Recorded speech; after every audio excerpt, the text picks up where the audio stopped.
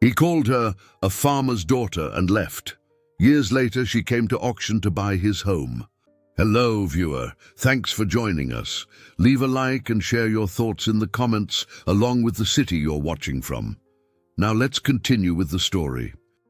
She had built an empire from the very ground he had scorned.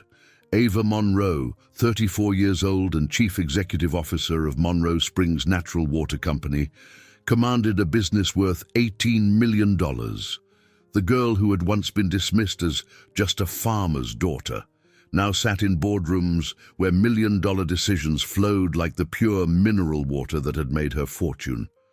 But success, she would discover, had a way of delivering the most unexpected gifts. Today, that gift would arrive in the form of a desperate social media post from the man who had shattered her heart 13 years ago. The same man who had told her she would never amount to anything in his world. He was about to learn that she had not entered his world at all. She had built a better one, and now his world was crumbling while hers reached new heights. Some lessons, Ava thought as she prepared to teach the most important one of her life, were worth waiting 13 years to deliver. Miss Monroe, you have got to see this. Sarah Chen burst through the mahogany doors of the executive conference room without knocking, her phone clutched in her trembling hand. The quarterly board meeting of Monroe Springs Natural Water Company came to an abrupt halt as every head turned toward Ava Monroe's executive assistant. Ava set down her Mont Blanc pen and looked up from the financial report spread across the polished table. Sarah, we are in the middle of presenting our third quarter results to the board. I know, but this cannot wait. Sarah's voice cracked with excitement. It is about Greg Hayes. The name hit Ava like ice water. She had not heard it spoken aloud in 13 years, not since the night he had destroyed her with words that still echoed in quiet moments. The board members exchanged confused glances, but Ava's expression remained perfectly controlled.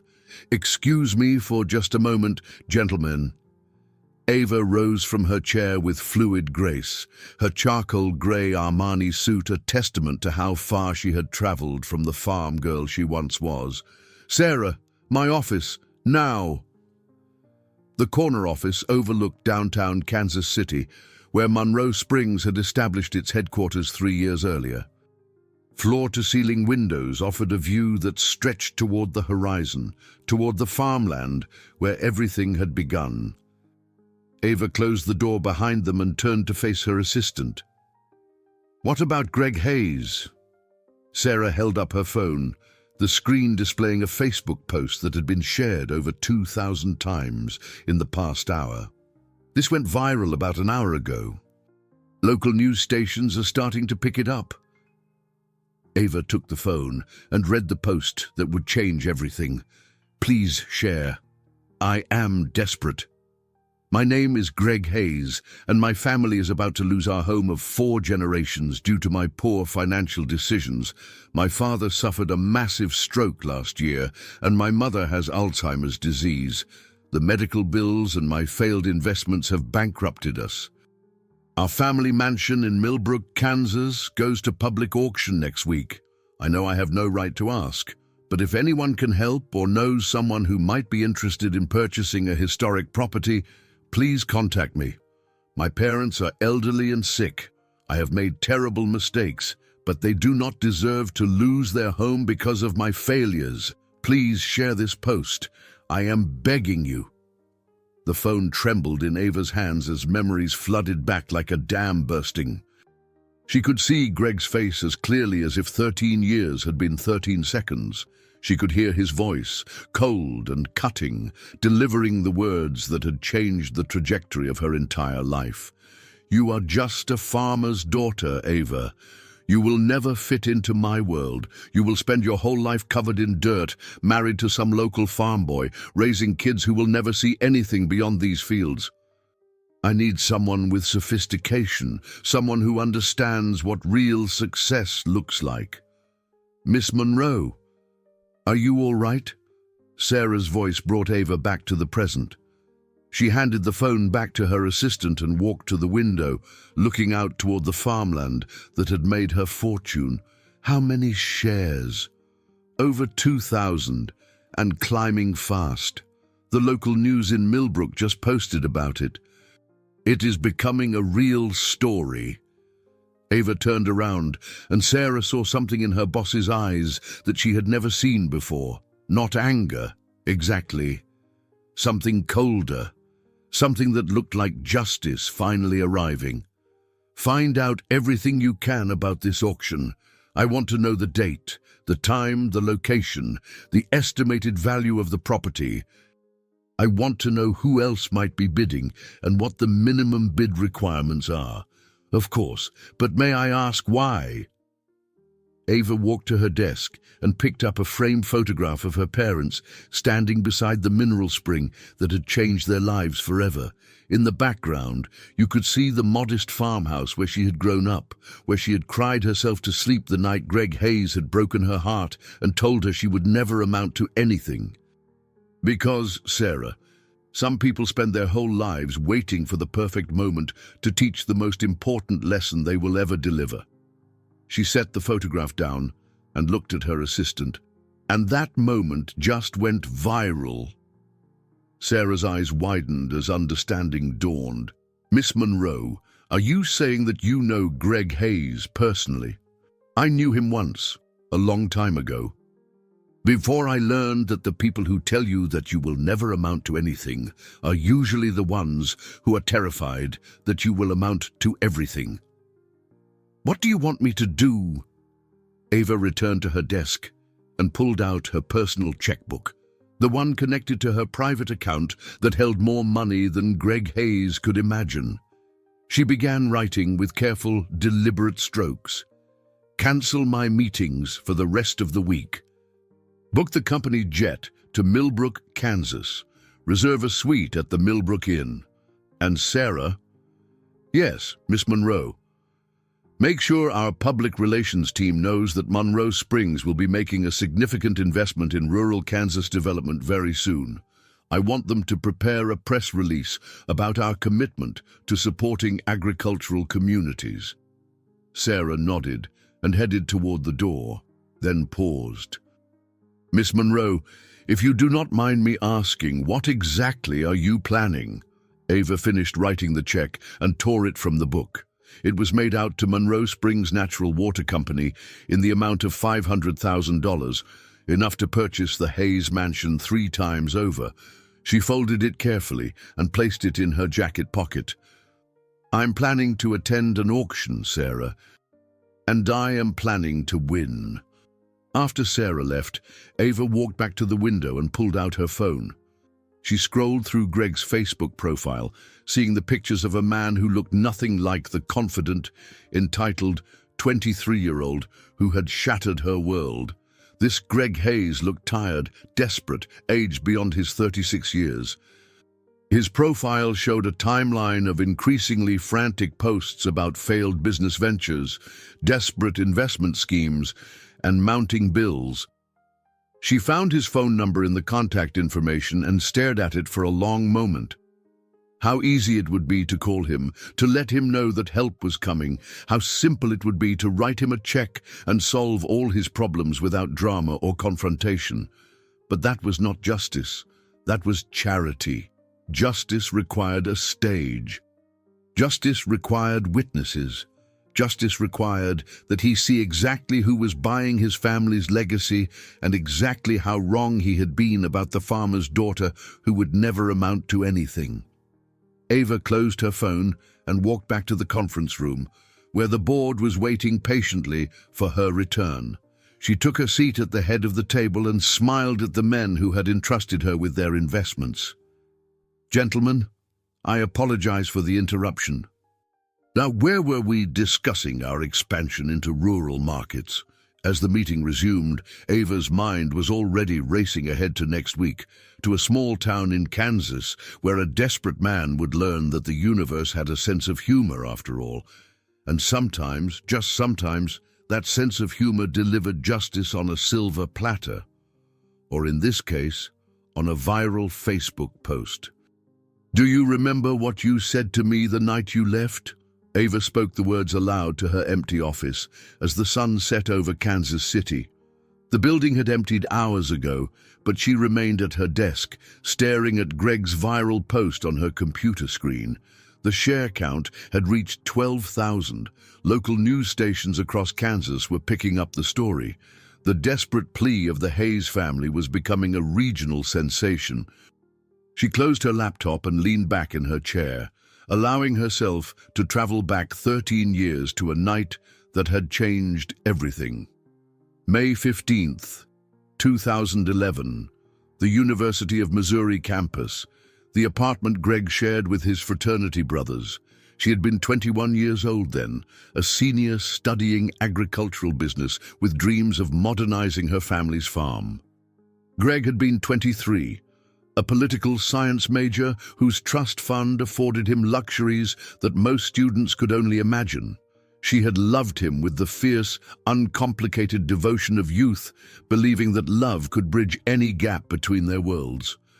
"I got into the agricultural development program at Kansas State," she had told him that night, her acceptance letter trembling in her hands. "Full scholarship for my master's degree. I can study sustainable farming practices and water conservation. I can help my family's farm become more efficient." Greg had looked at her with an expression she would never forget. Not anger, not sadness, something worse. Pity. "Ava, we need to talk." Even now, 13 years later, she could remember how her stomach had dropped at those 4 words. She had known, in the way that women always know, that her world was about to collapse.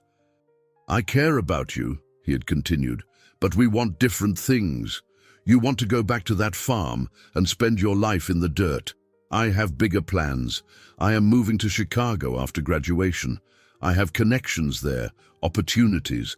I need someone who can fit into that world." "I can fit in," she had whispered, hating the desperation in her own voice. "I can learn." That was when he had delivered the words that would fuel her ambition for the next 13 years. "You are just a farmer's daughter, Ava. You will never fit into my world. You will spend your whole life covered in dirt, married to some local farm boy, raising kids who will never see anything beyond these fields. I need someone with sophistication, someone who understands what real success looks like. Someone whose idea of fine dining is not the Applebee's in the next county over." She had stood there in his apartment, surrounded by furniture that his parents had bought, wearing a dress she had saved for months to afford, and felt herself shrinking under the weight of his judgment. "I am sorry," he had said, not sounding sorry at all, "but you and I, we are from different worlds. And you will never be able to change what you are." She had left that night without another word, driving the 2 hours back to the farm in her father's pickup truck, tears streaming down her face. She had found her parents in the kitchen, her mother knitting while her father read farming journals by lamplight. "Baby girl, what are you doing home?" her father had asked, looking up from an article about drought-resistant corn varieties. She had collapsed into his arms and sobbed until there were no tears left, telling them everything Greg had said, every cruel word that had been designed to cut her down to size. Her mother had held her while she cried, stroking her hair and making soft, comforting sounds. But it was her father's words that had planted the seed of everything that would come after. "Some people," Frank Monroe had said in his quiet, steady voice, "mistake the soil on your hands for dirt under your fingernails. They do not understand that the soil is where everything grows. And you, my girl, you are going to grow into something that will take their breath away." Ava opened her laptop again and looked at the pictures on Greg's Facebook profile. A man who had aged badly, who looked like he carried the weight of poor decisions and mounting pressure. A man who had thrown away a trust fund on cryptocurrency schemes and failed technology startups. A man whose parents were losing their family home because their son had confused confidence with competence. She picked up her phone and dialed her parents' number. Her mother answered on the second ring. "Hi, sweetheart. Are you working late again?" "Mom, I need to tell you something. Do you remember Greg Hayes?" There was a long pause. "The boy who broke your heart in college, the one who said those terrible things. Yes, his family is about to lose their home to foreclosure. There is going to be a public auction next week in Millbrook. Oh, honey, that is terrible. Those poor people. I'm going to buy their house, Mom." Another pause. Longer this time. "Ava, are you sure that is a good idea? You have worked so hard to build your life. Do you really want to go backward?" "I am not going backward, Mom. I'm going to show him exactly how forward I have gone. I'm going to show him what a farmer's daughter can accomplish when she stops believing the people who tell her she will never amount to anything. What are you planning to do with the house if you buy it?" Ava smiled, the first genuine smile she had felt all day. "I am planning to turn it into something beautiful, Mom. Something that will help other farm kids like me realize that the soil on their hands is not something to be ashamed of. It is something to be proud of. Your father is going to be so proud of you. Put him on the phone. I want to tell you both about my plans for next week. And Mom, I think it is time for the Monroe family to make a very public statement about the power of agricultural communities." As she waited for her father to come to the phone, Ava looked out at the city lights sparkling below her office. Somewhere out there, Greg Hayes was probably staring at his phone, watching the share count on his desperate post climb higher and higher, hoping that someone, somewhere, might save his family from the consequences of his failures. Someone would save them, just not in the way he expected, and not for the reasons he hoped. The drought of 2016 had been the worst in Kansas history. By July, the corn had withered to brown stalks that cracked like bones in the merciless heat. The soybean fields looked like a moonscape, cracked earth stretching as far as the eye could see. The Monroe family farm, like thousands of others across the state, was dying. "We are going to lose everything," Mary Monroe had whispered to her husband as they stood on their front porch, watching the sunrise paint the devastated fields in shades of gold and amber. 40 years of work, Frank. 40 years. Frank Monroe had wrapped his arm around his wife's shoulders and pulled her close. At 62 years old, he was too old to start over, too proud to give up. The bank had been calling every day. The mortgage was 3 months behind. The equipment loans were in default. Everything they had built, everything his father had built before him, was slipping away like dust in the wind. "We still have one option," he had said quietly. "The deep well." The deep well. For months, Frank had been studying geological surveys of their property. Old reports from the 1920s when oil companies had drilled test wells throughout the region. One report had mentioned an underground water source at approximately 400 feet, much deeper than their current wells. The drilling would cost every penny they had left, money they needed for next year's seeds and fertilizer. "If we are wrong," Mary had said, "we lose the farm for sure. If we are right, we might save it." That conversation had taken place on a sweltering July morning. By August, they had made their decision. Frank Monroe called Midwest Drilling Company and scheduled the most expensive gamble of his life. Ava had driven down from Kansas City, where she was working as a junior agricultural consultant for a small firm, to be with her parents during the drilling. She had found them standing beside the massive drilling rig, watching the bit tear through layer after layer of limestone and shale. "How deep are they going to go?" she had asked her father. "As deep as it takes," he had replied, "or until the money runs out." The drilling had taken 3 days, 3 days of grinding machinery, 3 days of hoping and praying and watching their bank account drain away. On the 3rd day, at 387 feet, everything changed. Mr. Monroe, The head driller, a weathered man named Pete Kowalski, had come running from the rig with an expression of pure amazement. "You need to see this water."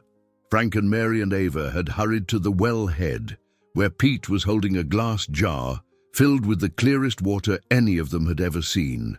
It sparkled in the afternoon sunlight like liquid crystal.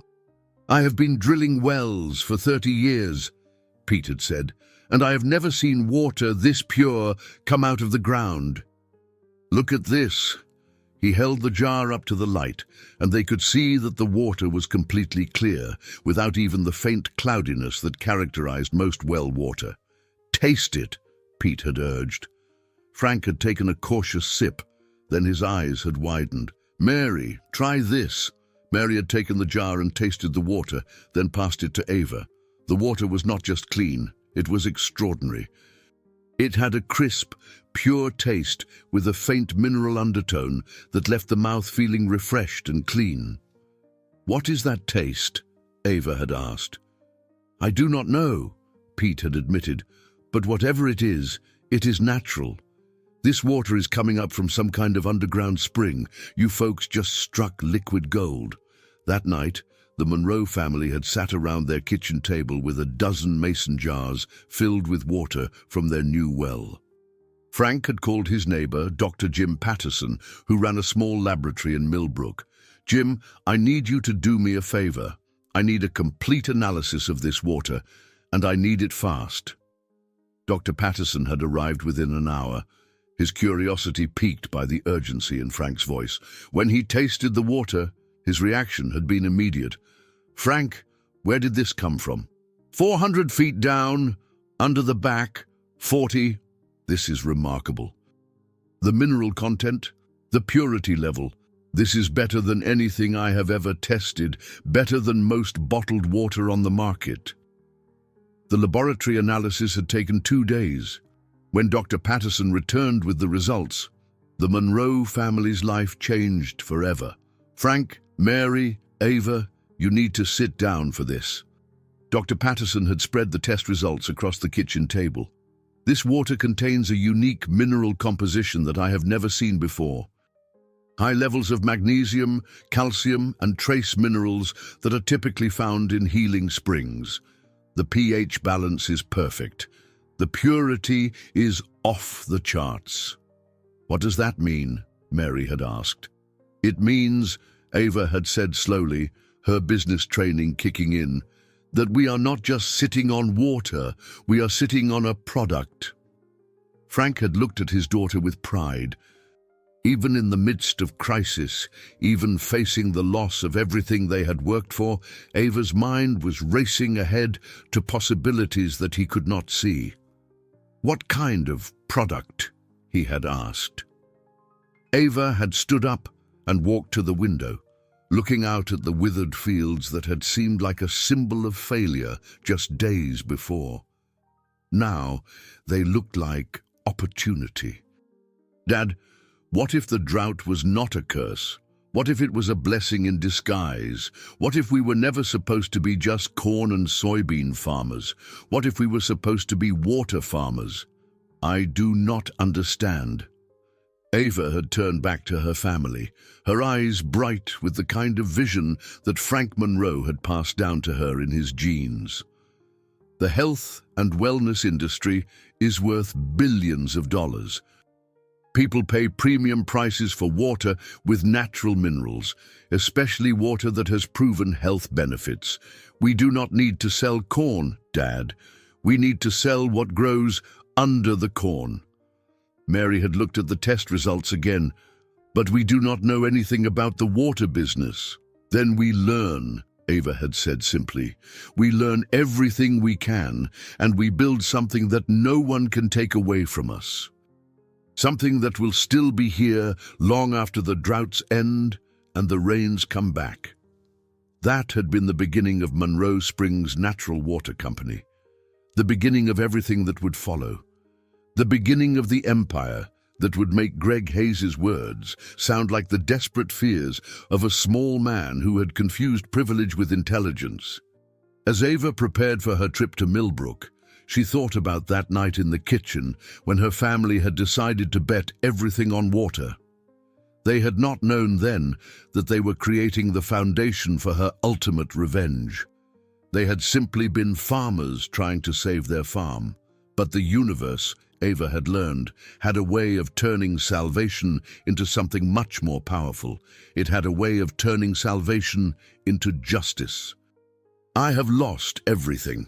Greg Hayes stared at his laptop screen in the study of his family's mansion, watching the share count on his Facebook post climb past 15,000. The responses were pouring in, faster than he could read them. Most were supportive, offering prayers and encouragement. Some were cruel, pointing out that his family's downfall was the result of his own poor decisions.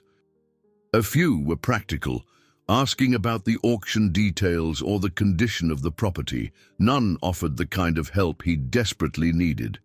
His father's medical bills from the stroke had consumed their savings. His mother's Alzheimer's treatment was draining what little remained. The failed cryptocurrency investments, the collapsed technology startup, the Ponzi scheme that had seemed too good to be true because it had been too good to be true. All of it had combined into a perfect storm of financial destruction. The mansion where he had grown up, where 4 generations of Hayes men had built their legacy, would be sold to the highest bidder in 6 days. Greg, honey, are you coming to dinner?" His mother's voice carried down the hallway, sweet and confused in the way that had become heartbreakingly familiar over the past 2 years. Some days she remembered him clearly. Other days she thought he was his father as a young man. Today appeared to be one of her better days. "I will be right there, Mom." Greg closed the laptop and walked through the halls of his childhood, past portraits of Hayes' ancestors who had built the family fortune through banking and real estate, past the library where his grandfather had taught him to read, past the conservatory where his mother had played piano before the disease began stealing her memories piece by piece. He found his parents in the dining room, sitting at the massive oak table that his great-grandfather had commissioned from craftsmen in Vermont. His father, Robert Hayes, was 71 years old and looked every day of it.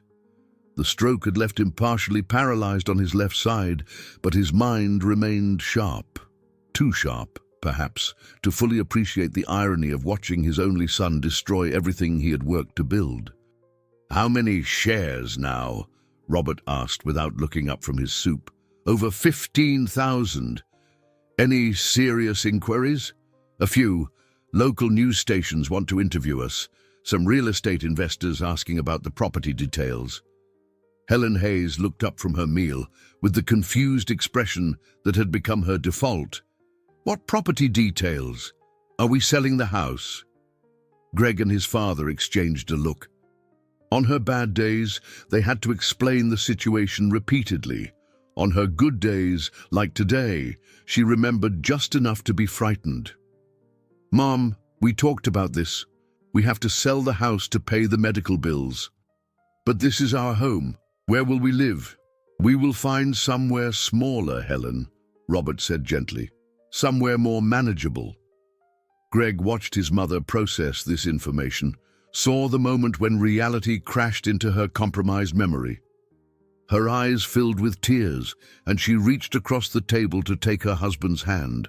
"I'm so sorry, Robert. This is all my fault. The medical bills, the treatments that are not even working." "Helen, no." Robert squeezed her hand. "None of this is your fault. You did not choose to get sick." Greg pushed his food around his plate, unable to eat. His father was right. His mother had not chosen Alzheimer's disease. His father had not chosen to have a stroke. But Greg had chosen to invest their emergency fund in cryptocurrency. Greg had chosen to pour money into a technology startup run by college friends who had more enthusiasm than experience. Greg had chosen to believe a financial advisor who promised returns that defied mathematical logic. "I should have been smarter," he said quietly. "Yes," his father replied without hesitation. "You should have been." The honesty stung, but Greg knew he deserved it. Robert Hayes had built a successful banking career through careful analysis and conservative investments. He had tried to teach his son these principles, but Greg had been seduced by the promise of quick wealth and easy success.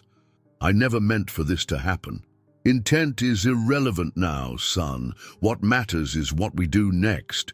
Greg's phone buzzed with another notification. Another share, another comment, another expression of sympathy that could not translate into the kind of help they actually needed. He looked around the dining room, at the antique china cabinet filled with pieces that had been in his family for generations, at the crystal chandelier that his grandmother had brought back from Austria, at the Persian rug beneath their feet that was worth more than most people's cars. All of it would be gone by next Friday. "There is one other thing," Greg said hesitantly. "Local news wants to do a story about the auction. They want to interview us about losing the family home." "Absolutely not," Robert said immediately. "Dad, the publicity might help. If more people see the story, maybe someone with money will want to help. We are not going to parade our failures on television for the entertainment of strangers. But if it helps us keep the house—" "Greg, listen to me very carefully." Robert set down his spoon and looked directly at his son.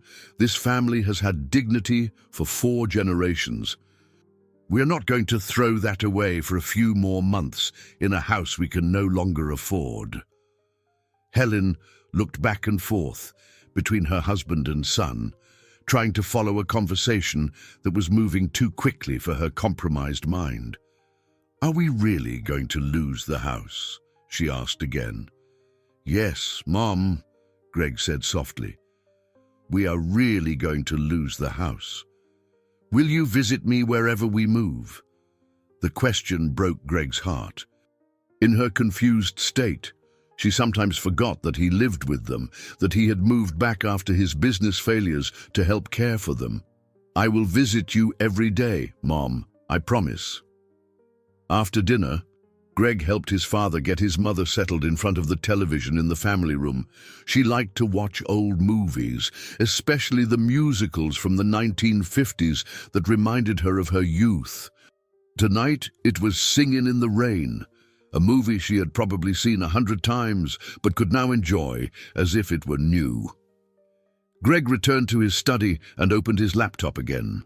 The share count was approaching 17,000. Among the comments, one caught his attention. It was from someone named Sarah Chen, and it was different from the others. "I shared your post with my employer. She asked me to tell you that she will be attending the auction. She wants you to know that she understands what it means to lose everything, and she believes that every family deserves a chance to keep their home." Greg read the comment 3 times, trying to parse its meaning. Was this woman planning to bid on the house? Was she suggesting that she might bid on their behalf? The comment was encouraging, but maddeningly vague. He clicked on Sarah Chen's profile, but it revealed little beyond the fact that she worked for a company called Monroe Springs Natural Water. He had never heard of it, but a quick internet search revealed that it was a successful regional business based in Kansas City. Hope flickered in Greg's chest. Maybe someone out there really could help. Maybe his desperate post had reached the right person at the right time. He began typing a response to Sarah Chen, then stopped.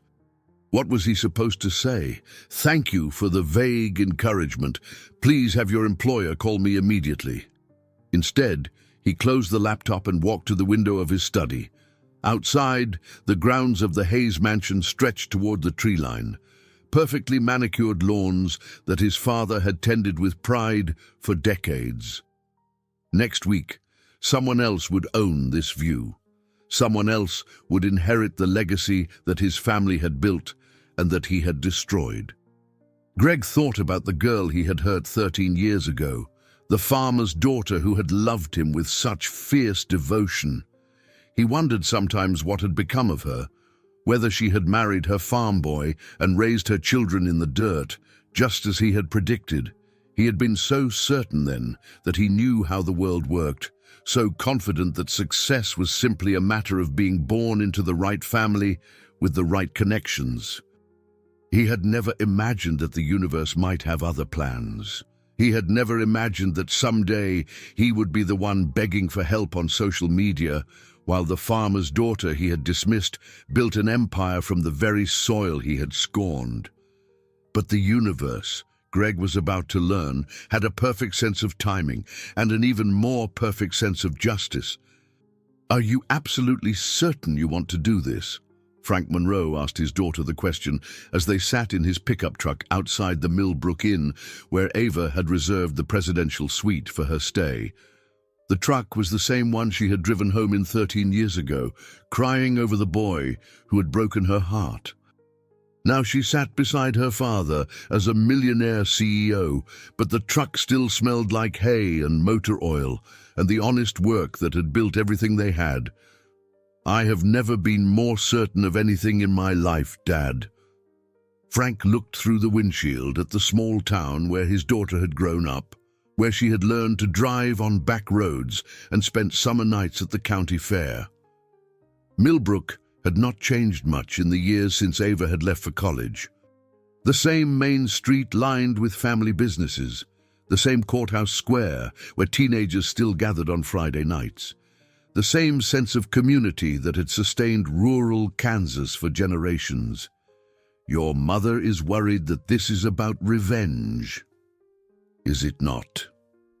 Frank turned to look at his daughter, this remarkable woman who had inherited his stubbornness and her mother's intelligence and forged them into something that could move mountains. "I do not know, sweetheart." "You tell me."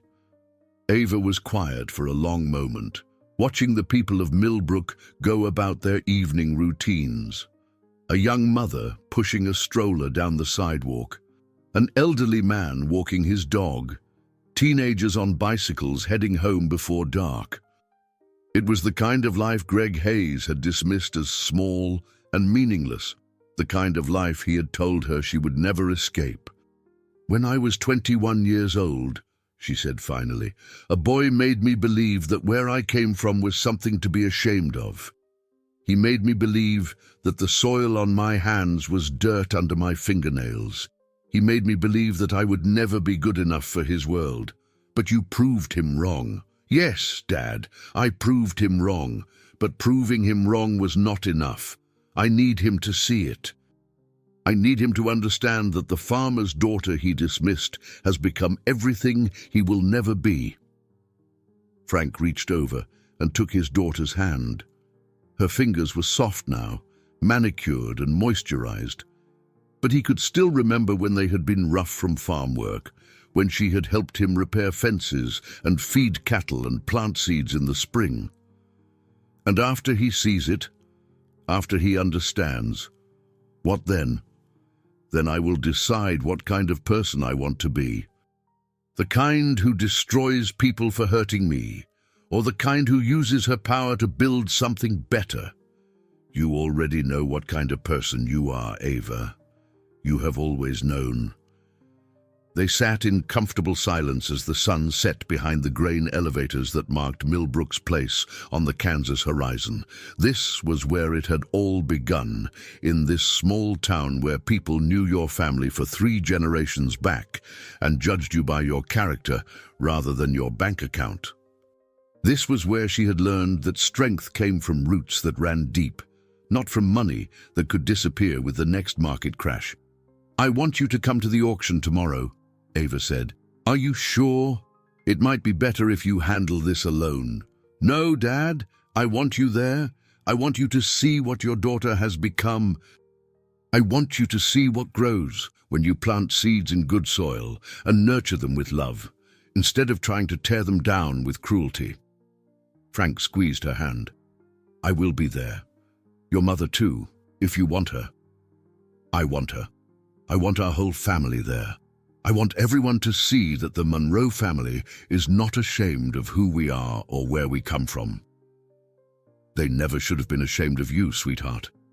Not for 1 second. Ava looked at her father, this man who had worked his whole life with his hands, who had built something lasting from the earth itself, who had raised a daughter to believe that she could accomplish anything she set her mind to. I know that now, Dad, but 13 years ago I believed what he told me. I believed that I was not good enough. And tomorrow I'm going to show him what not good enough looks like when it refuses to stay down. They got out of the truck and walked toward the inn, where Ava would spend her last night before the confrontation she had been preparing for, without knowing it for 13 years. Tomorrow, she would walk into that auction house as the CEO of Monroe Springs Natural Water Company. Tomorrow, she would bid on the Hayes family mansion with the calm confidence of someone who could afford to buy it 3 times over. Tomorrow, Greg Hayes would see exactly what a farmer's daughter could accomplish when she stopped believing the people who told her she would never amount to anything. But tonight, she was still Frank Monroe's little girl, walking beside her father under the Kansas stars, carrying the strength he had given her and the love that had made everything possible. Dad? Yes, sweetheart? Thank you for teaching me that the soil on my hands was not something to be ashamed of. Thank you for proving that everything beautiful grows from good soil. They walked into the inn together, ready for tomorrow, ready for justice, ready to show the world what happened when you underestimated a farmer's daughter who had learned to turn dirt into gold. The morning of the auction dawned clear and cold, with the kind of October sky that stretched endlessly over the Kansas prairie. Ava Monroe stood at the window of her suite in the Millbrook Inn, watching the town wake up below her. People moved with purpose along Main Street, heading to work, opening shops, beginning another day in the life of a community that had sustained itself for over a century. In 4 hours, she would walk into the Millbrook auction house and change everything. Her phone buzzed with a text message from Sarah Chen. Auction house is filling up fast. Local news trucks arrived an hour ago. Greg Hayes' family just pulled up in front row. You ready for this? Ava typed back quickly. I have been ready for 13 years. She had chosen her outfit with the same strategic precision she brought to every important business meeting. A charcoal grey Tom Ford suit that had cost more than most people in Millbrook made in a month. Louboutin heels that added 3 inches to her height and clicked with authority on any surface. A platinum watch that caught the light when she gestured. Every detail calculated to send a message about power, success, and the kind of confidence that could only come from building an empire with your own hands. The woman looking back at her from the mirror bore no resemblance to the heartbroken 21-year-old who had driven home in tears 13 years ago. That girl had been destroyed by cruel words and the realization that the person she loved had seen her as fundamentally inadequate. This woman had been forged in the fires of that destruction, tempered by years of proving everyone wrong, shaped into something that could command respect in any room she entered. A knock at the door interrupted her thoughts. "Come in." Frank and Mary Monroe entered the suite, dressed in their best clothes but looking decidedly uncomfortable in the luxury surroundings. Frank wore the same navy blue suit he had worn to church for the past 10 years. Mary had chosen a simple floral dress that she had bought for her nephew's wedding the previous summer. They looked like what they were, honest, hard-working people who had built their success through decades of careful planning and conservative decisions. "You look beautiful, sweetheart," Mary said, walking over to straighten an imaginary wrinkle on Ava's jacket.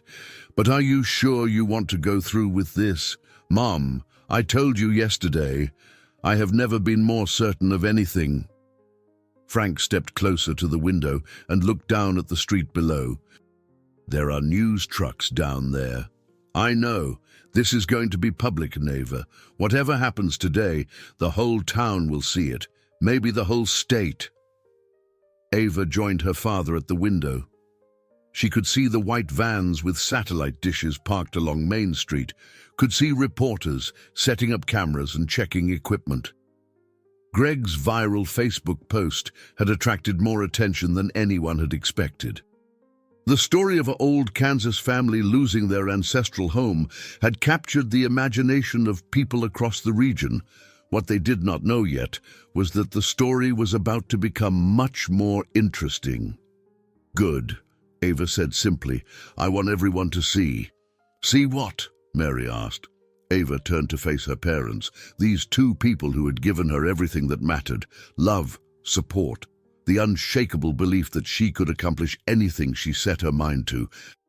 The knowledge that her worth was not determined by what other people thought of her background or her family or the soil under her fingernails. "I want them to see what happens when you underestimate a farmer's daughter." They walked down to the lobby of the inn together, where heads turned to follow their progress across the polished marble floor. Ava moved with the fluid confidence of someone accustomed to being watched, to being the most important person in any room. Her parents flanked her like an honor guard, their pride evident in every step. The valet had brought her rental car around to the front entrance.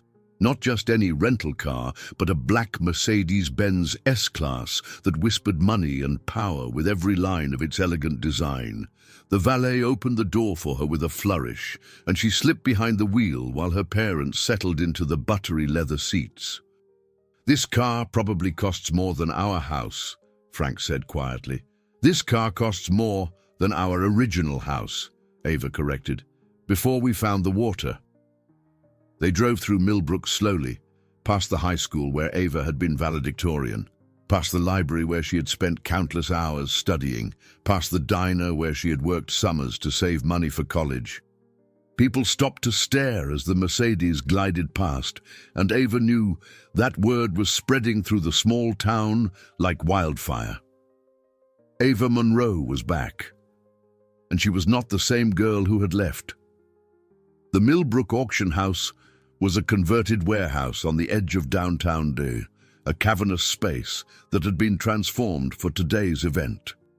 Folding chairs were arranged in neat rows, facing a raised platform where the auctioneer would work.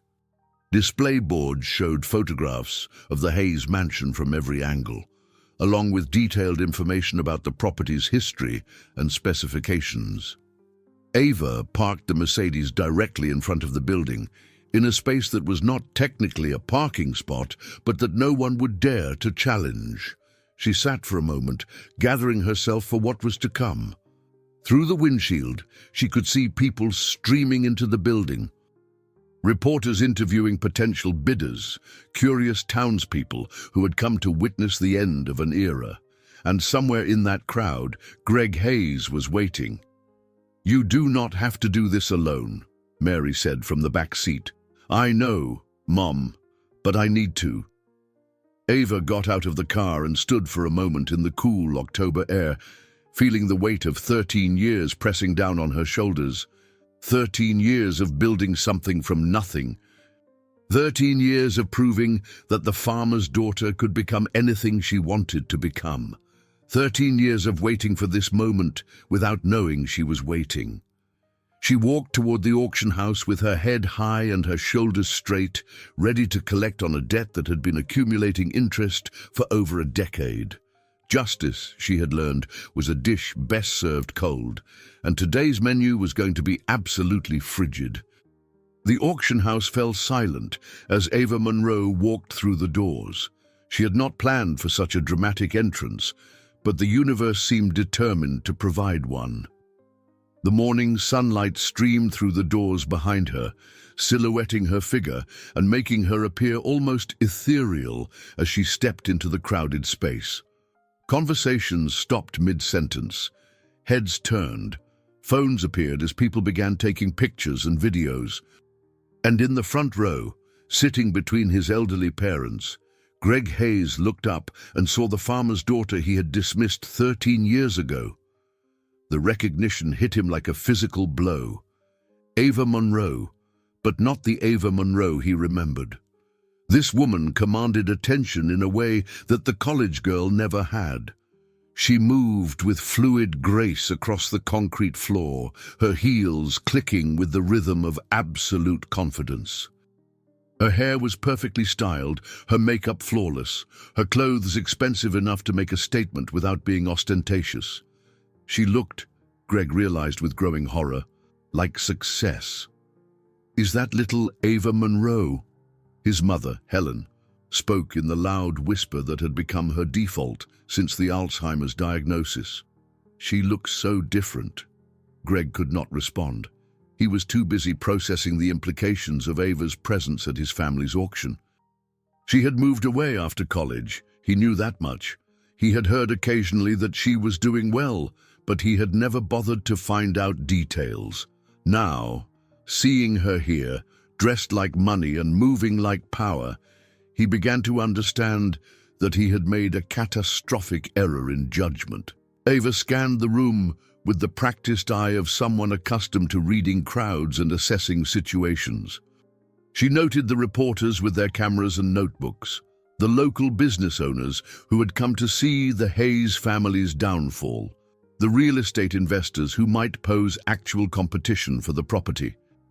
And then her gaze settled on the front row, where the Hayes family sat like defendants awaiting their verdict. Robert Hayes, 71 years old and diminished by his stroke, wearing a suit that had been expensive once but now hung loose on his shrunken frame. Helen Hayes, 68 and lost in the fog of her disease, clutching her purse and looking around with the confused expression that had become her constant companion.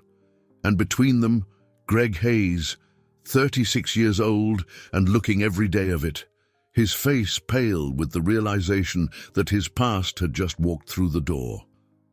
For a moment that seemed to stretch into eternity. Ava and Greg looked directly at each other across the crowded room. No words were exchanged, but the communication was crystal clear. She had become everything he had told her she would never be. He had become everything she had hoped he would never become. The spell was broken by the auctioneer's voice booming through the PA system. "Ladies and gentlemen, welcome to the Hayes Estate auction. We will begin in 10 minutes with a brief overview of the property and bidding procedures." Ava broke eye contact with Greg and made her way to a seat in the third row, close enough to see every detail of what was about to unfold, but far enough back to maintain an air of detached observation. Her parents followed, flanking her like bodyguards. Behind her, she could hear whispered conversations as people recognized her and began putting together the pieces of a story that was more dramatic than anyone had expected. "That is Ava Monroe from Monroe Springs Water Company. I heard she is worth millions. What is she doing here? Did you know she grew up here in Millbrook? I wonder if she's planning to bid on the Hayes place." The last comment made Ava smile. If they only knew. Greg turned around in his seat and looked at her again, his expression a mixture of confusion and growing dread. She met his gaze calmly, her face revealing nothing of the storm of emotions churning inside her chest. 13 years of hurt, 13 years of anger, 13 years of building something beautiful from the ashes of his cruel dismissal. The auctioneer, a heavy-set man named Bob Fletcher, who had been running estate sales in Kansas for over 20 years, took his position behind the podium and began his presentation. The Hayes Mansion sits on 15 acres of prime real estate just outside Millbrook, built in 1897. The house features 8 bedrooms, 6 bathrooms, original hardwood floors, and period details throughout. The property includes a carriage house, formal gardens, and mature shade trees. Recent appraisal values the estate at $450,000. Ava almost laughed. $450,000. She had spent more than that on the renovation of her Kansas City office. She could buy this property with the money she made in a single month. Bidding will begin at $200,000, with minimum increments of $10,000. All bidders must register and provide proof of financing before participating. Greg's shoulders sagged as the reality of the situation settled over him. $200,000 might as well have been $2 million. He had no financing to provide, no means of participating in the auction for his own family's home. He was going to sit in the front row and watch strangers bid on 4 generations of Hayes family history. The auctioneer looked out over the crowd of potential bidders. "Are there any questions before we begin?" Ava raised her hand. "I have a question." All eyes turned toward her, including the news cameras that had been recording the proceedings for the evening broadcast. "Yes, Miss Monroe?" The fact that Bob Fletcher knew her name confirmed what Ava had suspected. Word of her presence had already spread through the small auction house like wildfire. "I want to confirm that the winning bidder will receive clear title to the property, free of any liens or encumbrances." "That is correct. All outstanding debts will be satisfied through the proceeds of this sale, and the current residents will be required to vacate the property within 30 days of the sale." Bob Fletcher glanced uncomfortably at the Hayes family before answering. "That is also correct." Ava nodded and sat back in her chair, satisfied that the terms were exactly what she had expected. Around her, she could feel the tension in the room ratcheting higher as people began to understand that this auction was about to become much more interesting than a simple estate sale. In the front row, Greg Hayes felt sick to his stomach. The way Ava had asked those questions, the clinical precision of her inquiries, suggested that she was not here as a curious observer. She was here as a bidder. And if the rumors about her wealth were true, she could outbid anyone else in the room without breaking a sweat. The auctioneer raised his gavel. "Ladies and gentlemen, bidding for the Hayes estate will now begin. Do I hear an opening bid of $200,000? 3 hands went up around the room. Real estate investors who saw potential in the property, local business owners who might want to convert it into a bed and breakfast or event venue.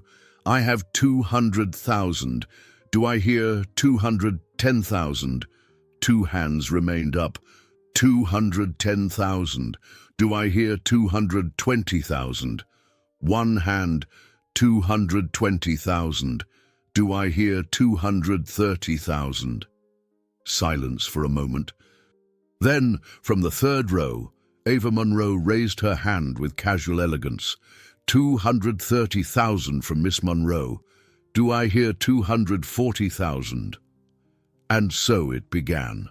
The systematic destruction of Greg Hayes's last hope, conducted with the ruthless efficiency of a business executive who had learned to win at any cost. Ava bid as if money were no object, because for her, it was not.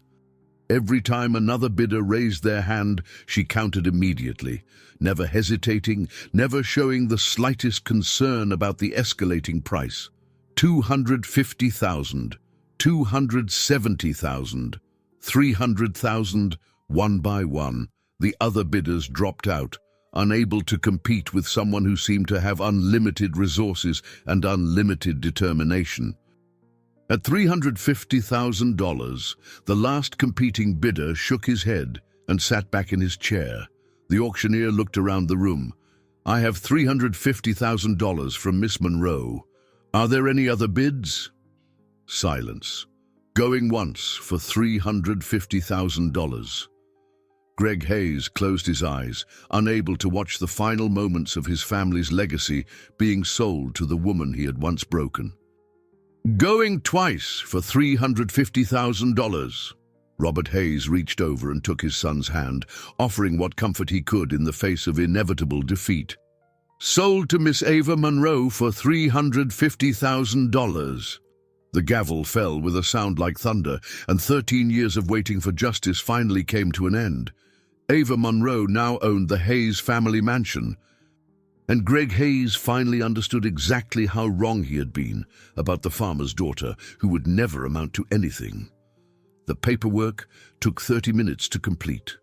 30 minutes, during which the auction house slowly emptied of spectators and reporters, leaving behind only the essential players in a drama that had been 13 years in the making. Ava sat at a folding table with Bob Fletcher, signing documents with the same Mont Blanc pen she used for million-dollar contracts. Her personal banker had wired the funds that morning, making the purchase as simple as buying groceries. $350,000 transferred with a few keystrokes, changing the ownership of a property that had been in the Hayes family since the 19th century. Across the room, Greg Hayes helped his parents toward the exit, his father leaning heavily on a walker and his mother confused by the crowd and noise. They moved slowly, with the careful steps of elderly people navigating unfamiliar terrain. "Mr. Hayes."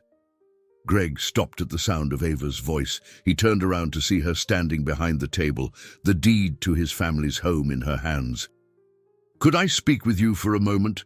Privately." Greg looked at his parents, then back at Ava. "Mom, Dad, can you wait for me in the car? I will be right there." Helen Hayes nodded vaguely, but Robert Hayes studied Ava with sharp eyes that missed nothing, despite his physical frailty. "Are you the young lady who just bought our house?" he asked. "Yes, sir. I am Ava Monroe." "I remember you. You dated my son in college." "Yes, sir." "I did." Robert's expression revealed nothing of what he was thinking, but he nodded slowly. "I see. Come along, Helen. Let us wait in the car." After his parents had left, Greg walked slowly back toward the table where Ava waited. Up close, the transformation was even more startling. The girl he remembered had been pretty in a wholesome, natural way. This woman was beautiful in the way that came from confidence, success, and the knowledge that she could accomplish anything she set her mind to. "Congratulations," he said quietly. "You got a beautiful property. Thank you."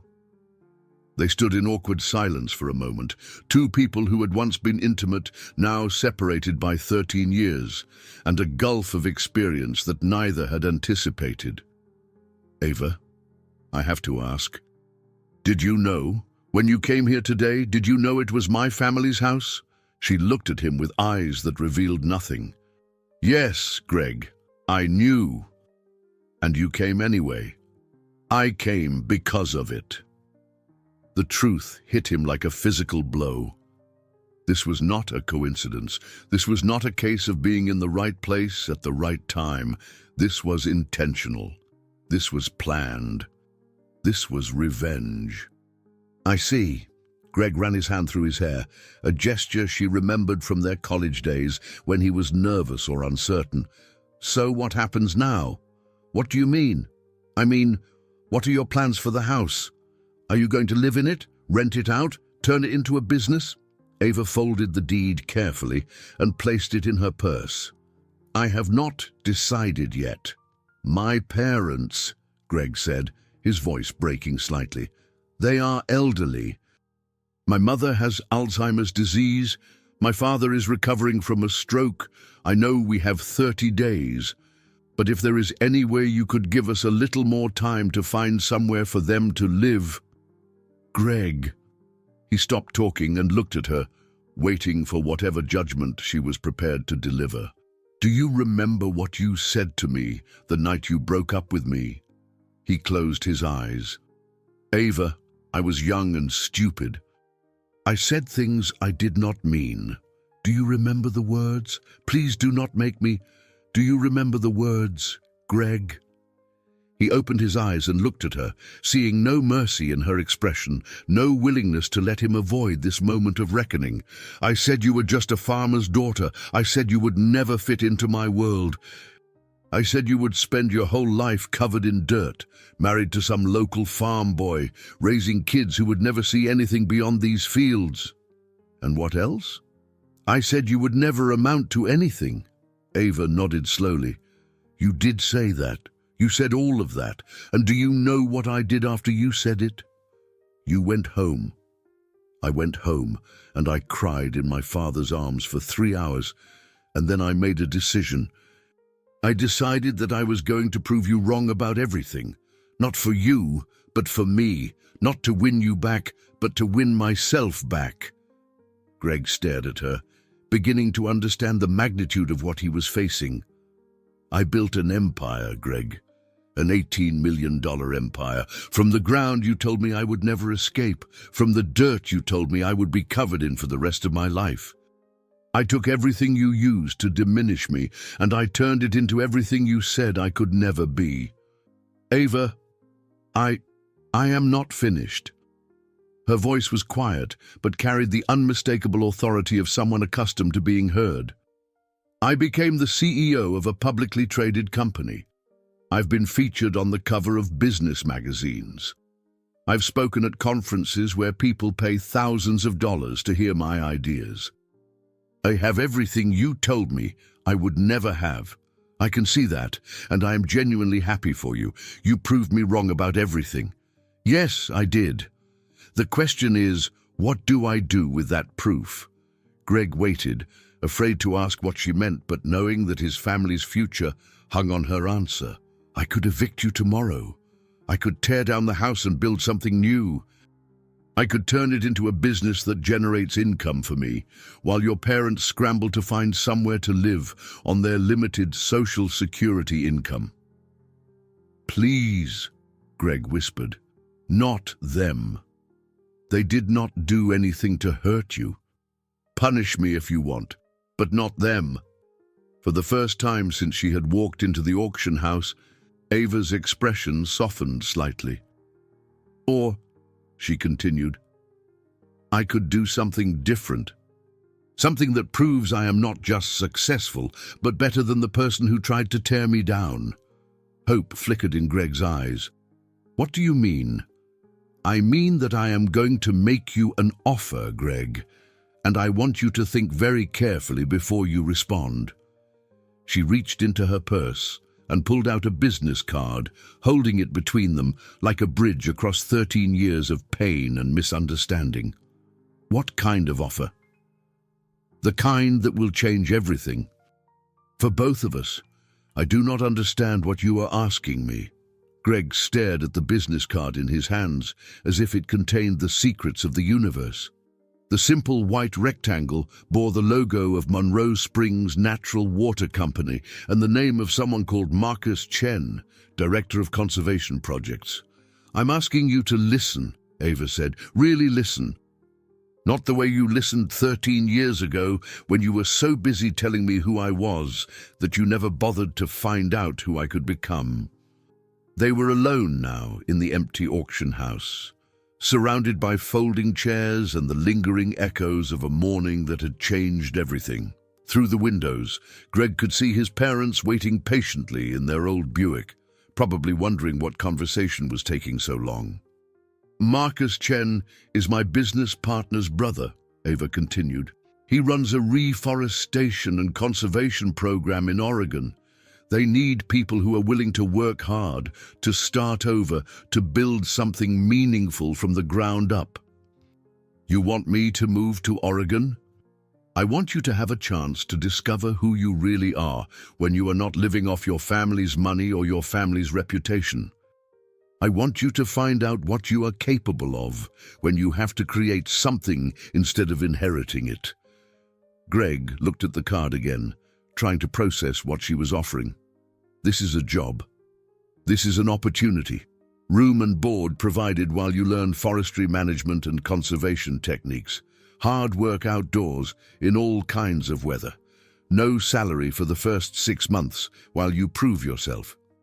After that, a modest wage that will never make you rich, but will give you the satisfaction of knowing you earned every penny. Why?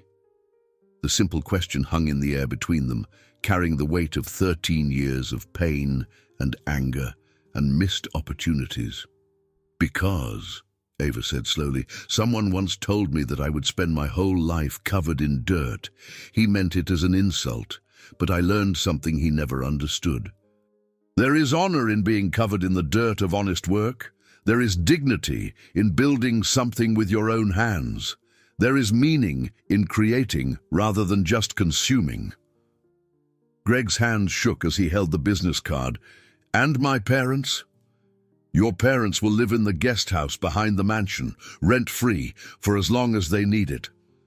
I will hire a nurse to help care for your mother and ensure your father has everything he requires for his recovery. Why would you do that? Because they are not responsible for what you said to me 13 years ago. Because they are elderly and sick and deserve to live out their remaining years with dignity. Because mercy is not the same thing as weakness. Greg felt tears burning behind his eyes. Ava, I do not know what to say. Say yes or say no. But understand what each answer means. What do you mean? Ava stood up and walked to the window, looking out at the town where she had grown up, where she had learned the values that had sustained her through every challenge. If you say no, if you stay here in Millbrook living off charity and feeling sorry for yourself, then you prove that I was right to dismiss you all those years ago. You prove that you are exactly what you appear to be right now, a man who had everything handed to him and threw it all away. She turned back to face him, and Greg saw something in her expression that he had never seen before. Not anger, not vengeance, something that looked almost like hope. But if you say yes, if you take this opportunity to start over and build something real with your own hands, then you prove that people can change. You prove that it is never too late to become the person you were meant to be instead of the person you happened to be born as. Greg looked down at the business card again, seeing not just a name and phone number, but a lifeline thrown across 13 years of mistakes and poor decisions. I hurt you, he said quietly. I hurt you badly, and I've regretted it every day since. I know. I was wrong about everything. About you, about what mattered, about what success looked like. I was an arrogant, privileged fool who confused having money with having worth. I know that too. I do not deserve this kindness. Ava walked back to the table and began gathering her things, preparing to leave him with the most important decision of his life. Greg, do you want to know the real difference between us? 13 years ago, you told me I would never amount to anything, and I used that as fuel to prove you wrong.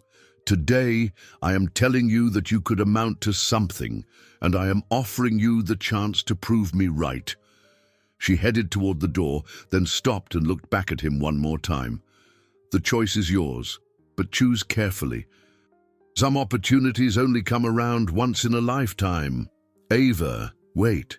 She paused with her hand on the door handle. What happens to us? I mean, if I take this job, if I go to Oregon, what happens between you and me? Nothing happens between you and me, Greg. This is not about getting back together. This is not about forgiveness or romance or any kind of relationship between us. This is about giving you the chance to become someone worth respecting. And if I succeed, if I prove that I can change, then you will have proven it to yourself, which is the only person who really matters. Greg nodded slowly, understanding finally that this was not about them as a couple. It was about them as human beings who had the power to choose what kind of people they wanted to be. How long do I have to decide? Marcus Chen is expecting your call by the end of the week. The program starts the 1st of November. That gives you 2 weeks to get your affairs in order and say goodbye to your parents.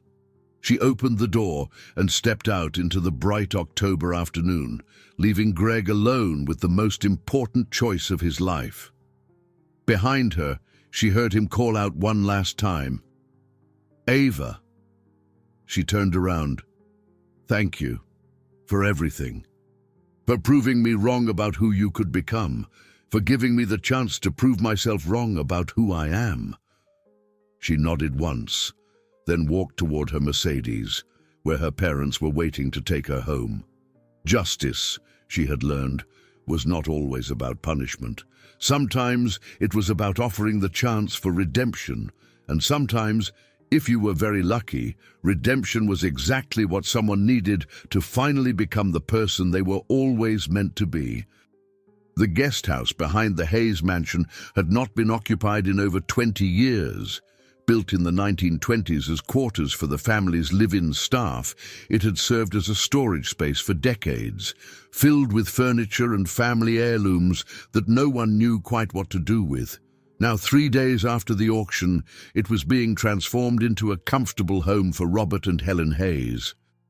Ava stood in the main room of the guest house, watching contractors install grab bars in the bathroom and a wheelchair ramp at the front entrance. The space was being renovated to accommodate Robert's mobility limitations and Helen's need for a secure, familiar environment. New appliances, fresh paint, and careful attention to safety details were turning the forgotten building into a place where two elderly people could live with dignity. "Miss Monroe!" She turned to see Greg approaching from the main house, carrying a box of his mother's belongings. He looked exhausted, aged by the stress of the past week and the magnitude of the decision he was facing. "How is the packing coming along?" she asked, slowly. "Mum gets confused when we try to explain why we are moving her things. Some days she thinks we are going on vacation. In the days she thinks we are thieves trying to steal her possessions." Ava watched through the window as Helen Hayes wandered through the formal gardens, examining the late-blooming roses with the concentration of someone trying to memorize every detail. The disease was stealing her memories one by one, but it had not yet taken her appreciation for beauty. "She will be comfortable here," Ava said. "The nurse I hired has experience with Alzheimer's patients. Dr. Patterson from Millbrook will continue as their primary physician, so there will be continuity of care. I cannot believe you are doing this. Greg, we have had this conversation every day since the auction. You do not need to keep thanking me." "Yes, I do." He set down the box and looked at her directly. "I need to keep thanking you because I need to understand why you are being so generous to people who do not deserve it." Ava walked to the window and watched Helen Hayes carefully deadhead a rosebush, her movements careful and precise despite her confusion about everything else. "Do you remember what I told you about my father? That he taught you that the soil on your hands was not something to be ashamed of. He taught me something else too. He taught me that when you have been blessed with success, you have a responsibility to use that success to lift other people up, not to tear them down. Even people who tried to tear you down first. Especially those people." Greg joined her at the window, and they stood side by side watching his mother tend to flowers that someone else now owned. "I called Marcus Chen yesterday," he said quietly. Ava felt her pulse quicken, but she kept her expression neutral. "And I told him I would take the job. I am leaving for Oregon on October 30th. How do you feel about that?" Terrified, excited, ashamed that it took losing everything to make me realize I had never actually built anything in my life. They watched Helen Hayes in comfortable silence for a few minutes, two people who had shared a past that could not be changed and were now trying to build a future that neither of them could fully imagine. "Greg, can I ask you something?" "Of course." "What would have happened if I had tried to change myself to fit into your world? If I had succeeded in becoming the kind of person you thought you wanted?" Greg considered the question for a long moment. "I think you would have been miserable. I think I would have been miserable too, but I was too immature to understand that then." "Why?" "Because the person I fell in love with was the girl who talked about sustainable farming practices with the same passion that other people talked about celebrity gossip. The girl who could explain soil composition like other people explained fashion trends. The girl who saw beauty in things that I was too shallow to appreciate. But you told me I would never fit into your world. I was wrong about what my world should be. I thought it should be about impressing people and spending money and maintaining an image. I thought success meant never having dirt under your fingernails or calluses on your hands. I thought sophistication meant despising anything that reminded you of hard work or simple pleasures. Greg turned away from the window and looked at Ava with an expression she had never seen before. Not the arrogant confidence of his youth or the desperate fear of the past week, but something that looked like genuine self-awareness. "You want to know the truth, Ava? You were too good for my world. Not because you came from a farm, but because you had values and character and the kind of strength that money cannot buy. I was intimidated by that, so I tried to convince you that you were not good enough.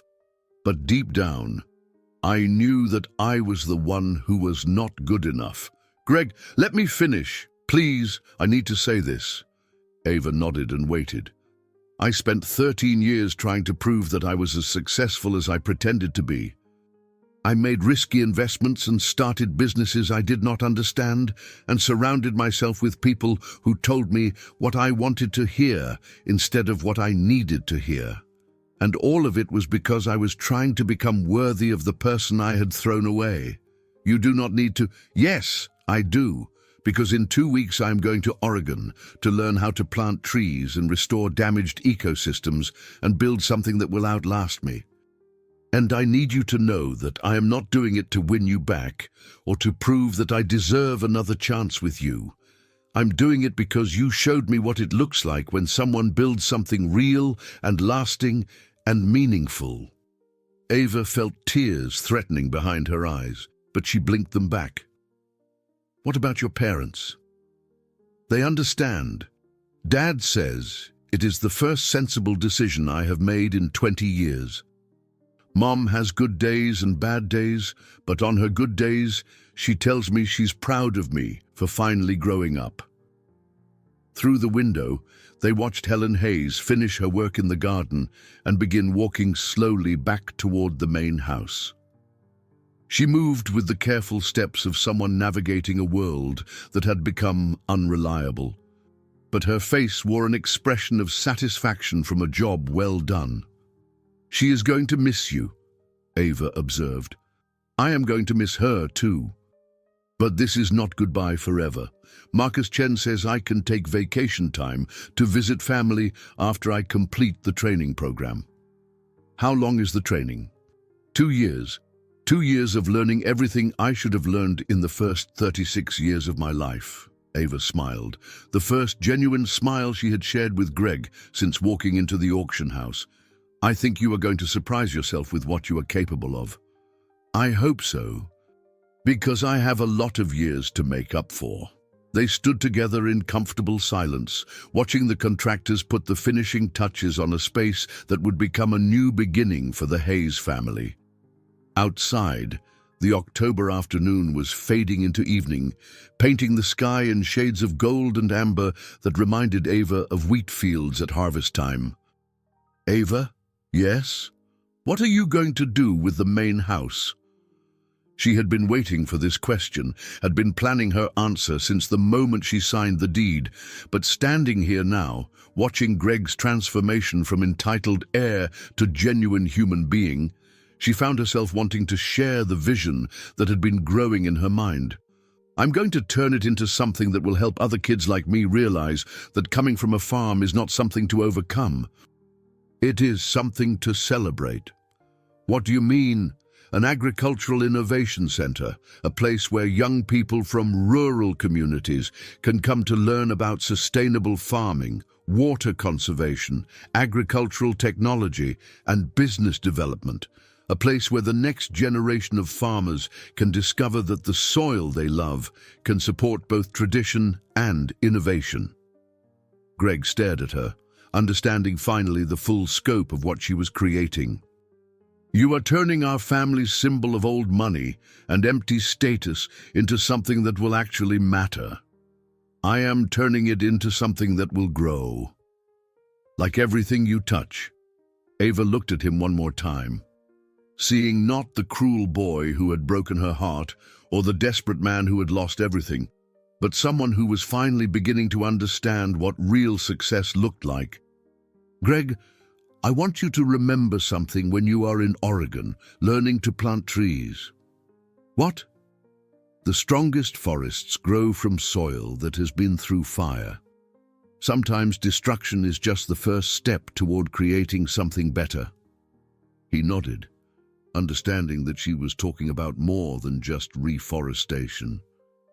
Thank you, Ava, for everything, for the second chance, for showing me what forgiveness looks like, for proving that the farmer's daughter I underestimated had more grace and wisdom than the privileged son who thought he knew everything. Thank you for proving that people can change.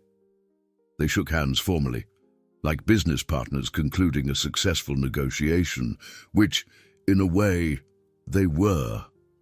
As Greg walked back toward the main house to continue packing, Ava remained at the window of the guest house, watching the sun set over the Kansas prairie. In 2 weeks, Greg Hayes would begin the most important journey of his life. In a few months, the mansion would be transformed into a center for agricultural innovation. And somewhere in the future that neither of them could yet imagine, other young people would stand in these same fields and learn that the soil beneath their feet was not a limitation to be overcome, but a foundation upon which to build dreams that could change the world. Justice, Ava had learned, was not just about evening the score. Sometimes it was about planting seeds that would grow into something more beautiful than anyone had dared to imagine. Power, Ava Monroe discovered, was a weight she had not expected to carry.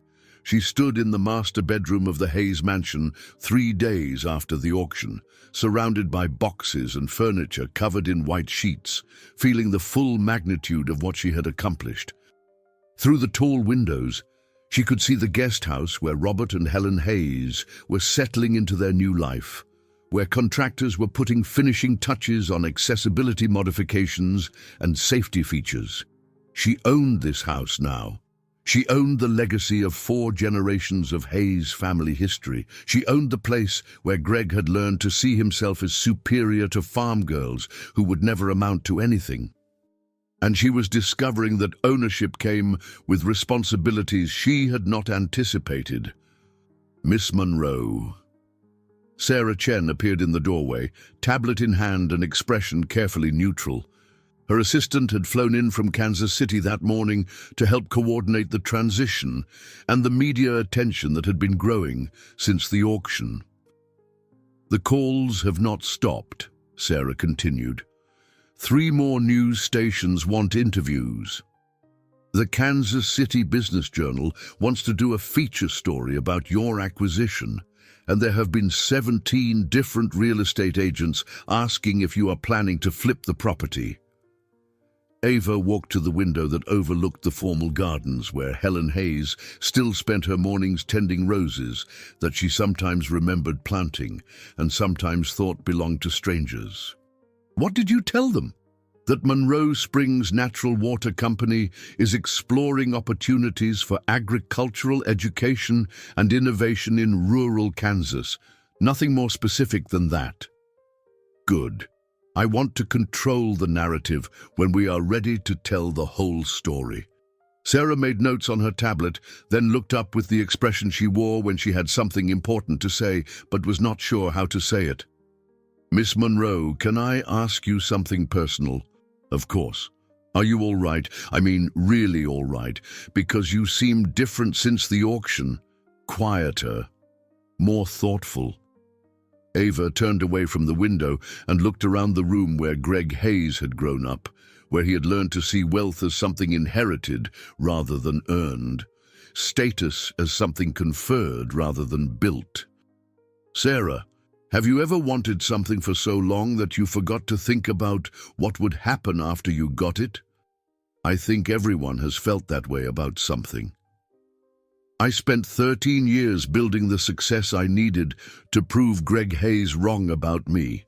13 years of working 18-hour days and making sacrifices and turning myself into someone who could buy his family's house without blinking.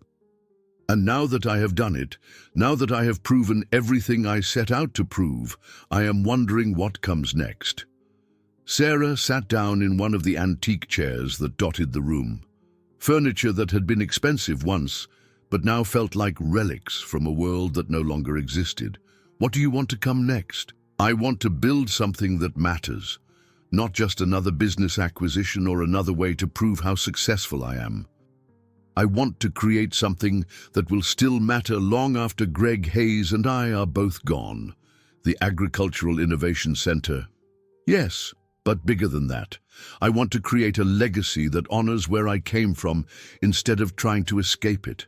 I want to prove that you can be successful without forgetting your roots, that you can build an empire without tearing other people down. Sarah made more notes, then looked up with a smile. That sounds like the Miss Monroe I know. The one who always sees possibilities where other people see problems. Do you think I'm doing the right thing? With Greg's parents, I mean, letting them stay here instead of making them find somewhere else to live. I think you are doing what your conscience tells you is right. And I think that is the only way to make decisions you can live with. Ava walked to the massive mahogany desk that had dominated one corner of the room, where generations of Hayes men had managed their finances and planned their futures. The surface was scarred with decades of use, marked by the decisions that had built and maintained the family fortune until Greg had squandered it all. Sarah, I want you to set up a meeting with architects and contractors. I want preliminary designs for converting this house into an educational facility. Guest rooms can become dormitories. The formal dining room can become a conference space. The library can become a resource center. What about this room? Ava looked around the master bedroom one more time, imagining it filled with young people from farms and small towns across Kansas, learning about sustainable agriculture and water conservation and business development. This room becomes a classroom, the place where future farmers learn that there is no shame in getting dirt under your fingernails, only honor in building something that will feed the world. I love it. What should I tell the reporters who keep calling? Tell them that Monroe Springs Natural Water Company is committed to supporting rural education and agricultural innovation. Tell them that we believe the future of farming lies in combining traditional knowledge with modern technology. And tell them that sometimes the best way to honor the past is to transform it into something that serves the future. Sarah made notes with the efficiency of someone who had learned to translate her boss's vision into actionable plans. There is one more thing, Ava said. I want you to contact every major agricultural university in the Midwest. I want to establish scholarship programs for students from small farming communities, full scholarships, including room and board. How many scholarships? As many as we can afford, which is probably more than anyone expects. Sarah smiled and made another note. I will get started on that right away. Anything else? Yes. I want you to schedule a conference call with the board of directors for tomorrow morning. I want to discuss expanding our educational initiatives beyond this facility. After Sarah left, Ava remained alone in the room where her transformation would soon be complete, not the transformation from farm girl to successful businesswoman, which had happened years ago. The transformation from someone who had been hurt by the world to someone who used her power to heal it. She thought about Greg, who was somewhere in the house below her, packing boxes and preparing for his journey to Oregon. She thought about his parents, who were learning to navigate a new life in the guest house while dealing with illness and confusion and the loss of everything familiar. And she thought about her own parents, who had raised her to believe that success was not about what you could take from the world, but about what you could give back to it. Power, she was learning, was not about having the ability to destroy your enemies. Power was about having the wisdom to turn your enemies into better people. And sometimes, if you were very fortunate, that transformation worked both ways. I need to tell you something that I have never told anyone else. Greg Hayes sat across from Ava Monroe in the breakfast nook of his family's kitchen, surrounded by boxes and the lingering echoes of a life that was ending. Through the window, they could see his father helping his mother with her morning walk around the garden, two elderly people adapting to circumstances they had never imagined facing. It was their first real conversation since the day of the auction, the first time they had sat down together without lawyers or contracts or the weight of public attention. In 3 days, Greg would leave for Oregon. In 3 weeks, the renovation of the mansion would begin. "What is it?" Ava asked. "The night I broke up with you, the night I said all those terrible things about you being just a farmer's daughter, I went back to my apartment and I could not sleep. I kept thinking about the look on your face when I told you that you would never amount to anything." Ava waited, sensing that this confession had been building for 13 years. "I called my roommate into my room, and I told him what I had done. I told him I had broken up with the smartest, most genuine person I had ever met because I was afraid that she would make me look ordinary by comparison." "What did he say?" "He told me I was an idiot. He told me that you were the best thing that had ever happened to me and that I would regret letting you go for the rest of my life." Ava felt something shift inside her chest, a loosening of tension she had carried for over a decade. "He was right," Greg continued. "About everything. I did regret it for the rest of my life. Every relationship I had after you, every business decision I made, every choice I faced, I measured against the standard you had set, and I always came up short. Greg, you do not need to—" "Yes, I do. Because I need you to understand that what I said to you that night was not really about you. It was about my own fear that I was not smart enough or ambitious enough or strong enough to deserve someone like you." Greg stood up and walked to the window, looking out at his parents in the garden. His father was pointing out different types of flowers to his mother, trying to help her remember the names of plants she had tended for decades. "I convinced myself that the problem was that you came from a different world, that we were too different to make it work. But the truth was that I was terrified you would figure out that I had never accomplished anything on my own, that everything I had came from my family's money and connections. So you decided to hurt me before I could disappoint you. I decided to hurt you before you could see me clearly enough to realize that you deserved better." Ava joined him at the window, watching Robert Hayes patiently explain the difference between hybrid tea roses and climbing roses to his wife, who listened with the intense concentration of someone trying to hold onto information that kept slipping away. "Do you know what the strangest part is?" Greg asked. "What?" "You did deserve better. You deserved someone who would support your dreams instead of trying to diminish them. You deserved someone who would be proud to stand beside you while you changed the world instead of trying to convince you that the world was too big for someone like you." They stood in comfortable silence, watching the elderly couple navigate the garden with careful steps and infinite patience. "Greg, can I tell you something I have never told anyone else?" "Of course. For the first 5 years after you broke up with me, I dated other men, but I measured every one of them against you. Not against the real you, but against the version of you I had created in my memory. The confident, sophisticated man who had swept me off my feet and made me believe that love could conquer any difference. That must have been difficult. It was impossible. Because that version of you never existed. I had fallen in love with a fantasy, and when the real you showed me who you actually were, I could not accept it. So I spent years trying to find someone who matched the fantasy instead of learning to see people as they really were." Greg turned to look at her, seeing something in her expression that he had not noticed before. Not anger or resentment, but a kind of sad understanding. "When did that change? When I stopped trying to prove that I was good enough for the fantasy version of you and started building a life that was good enough for the real version of me." "Is that when you started Monroe Springs?"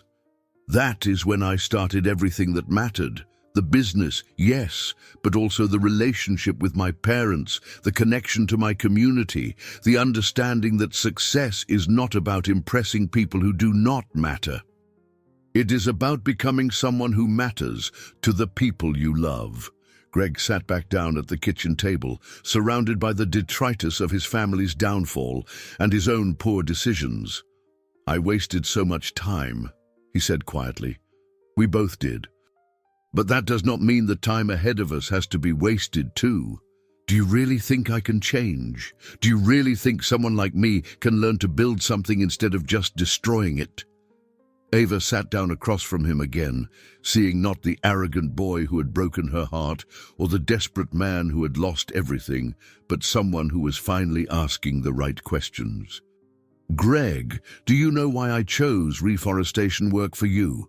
Because it is hard work that will teach me humility, because trees grow slowly, because you cannot rush the process or take shortcuts or expect instant results, because every tree you plant will outlive you, and the only way to see the forest is to be patient enough to let it develop over decades.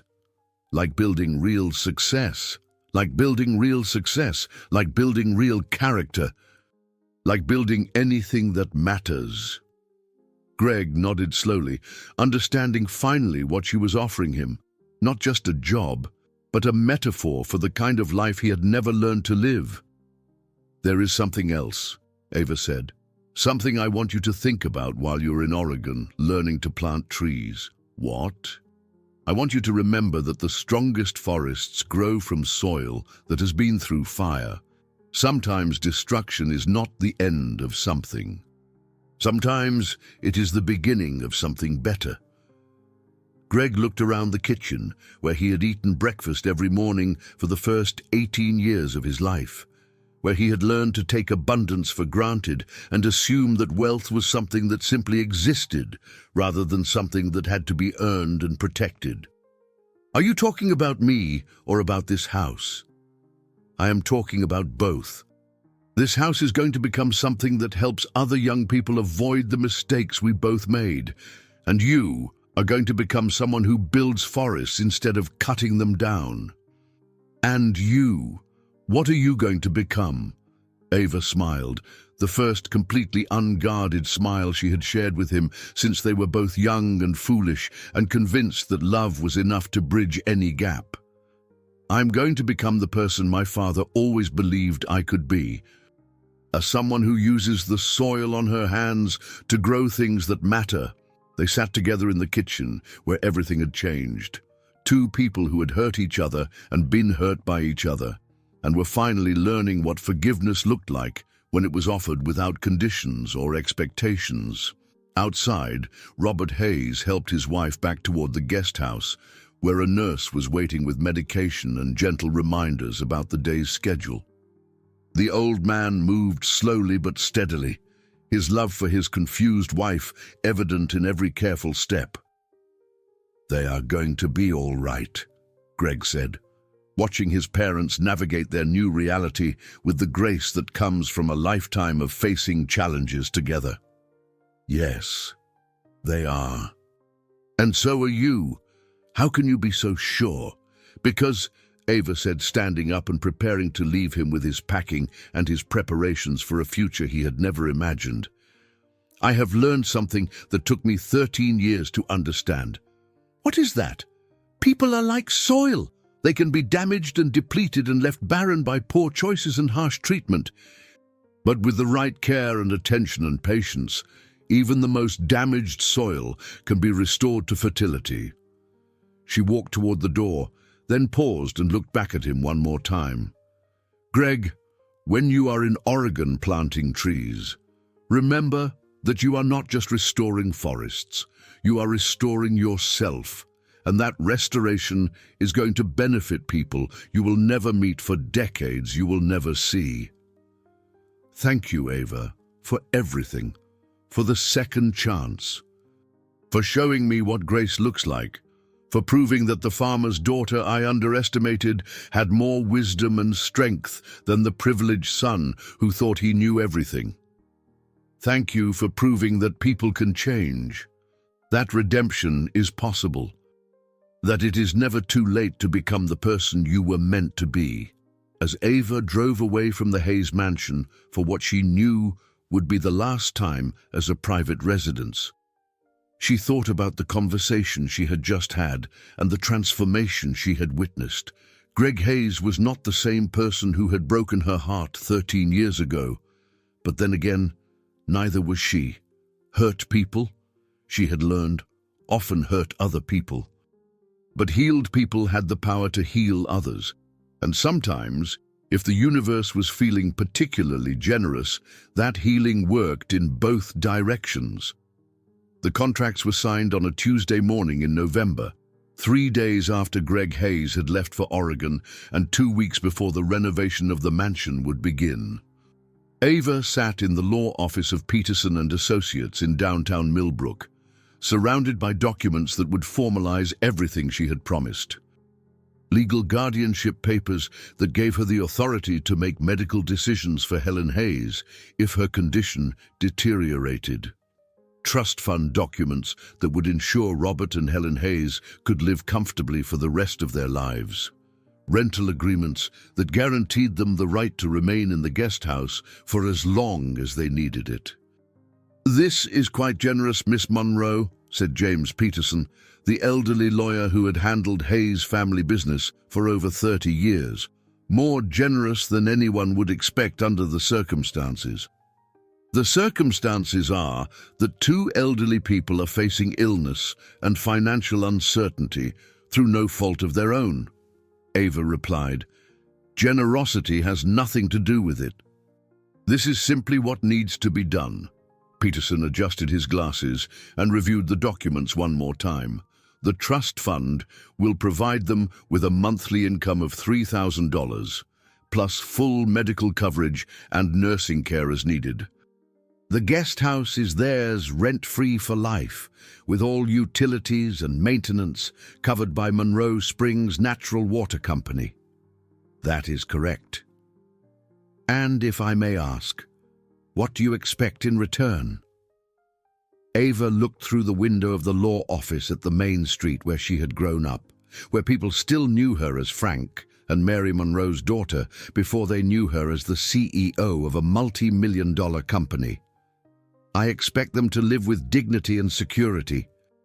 I expect them to receive the care they need without worrying about the cost. I expect them to spend their remaining years surrounded by familiar things in a place that feels like home. That is all. That is everything." Peterson signed the documents with the careful precision of someone who had spent decades making sure that legal language matched human intentions. When the last signature was complete, he leaned back in his chair and studied Ava with eyes that had seen plenty of human nature over the years. "Miss Monroe, I have been practicing law in this town for 43 years. I have seen people at their best and their worst, usually when money is involved. What you are doing here is extraordinary." "No, Mr. Peterson, what I am doing here is ordinary. It's what any decent person would do if they had the resources to help. I knew your parents when you were growing up. They would be very proud of the woman you have become. They are proud, and they are the reason I know the difference between success that matters and success that is just noise." After the contracts were signed and filed, Ava drove to the guest house behind the mansion to check on Robert and Helen Hayes. She found them in their small living room, which had been furnished with pieces from the main house that held sentimental value. Family photographs covered every surface, creating a bridge between their old life and their new one. Robert was reading aloud from a farming magazine, while Helen knitted something that might have been a scarf or might have been a baby blanket, depending on which memories her confused mind was accessing that day. "Miss Monroe," Robert said, struggling to rise from his chair. "Please sit down. Can I get you some coffee?" "Please do not get up, Mr. Hayes. I just wanted to check on how you are settling in." "We are managing well, thanks to your kindness. The nurse you hired, Patricia, is wonderful." She helps Helen with her medications and keeps her oriented when she gets confused. Ava looked around the cozy space, noting the grab bars in the bathroom, the easy-to-use appliances in the kitchen, the emergency call system that connected directly to the local paramedics.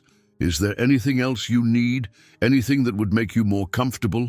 You have already done more than we ever expected, Robert said. But I do have one question, if you do not mind. Of course. Why are you being so generous to us? I understand why you bought the house.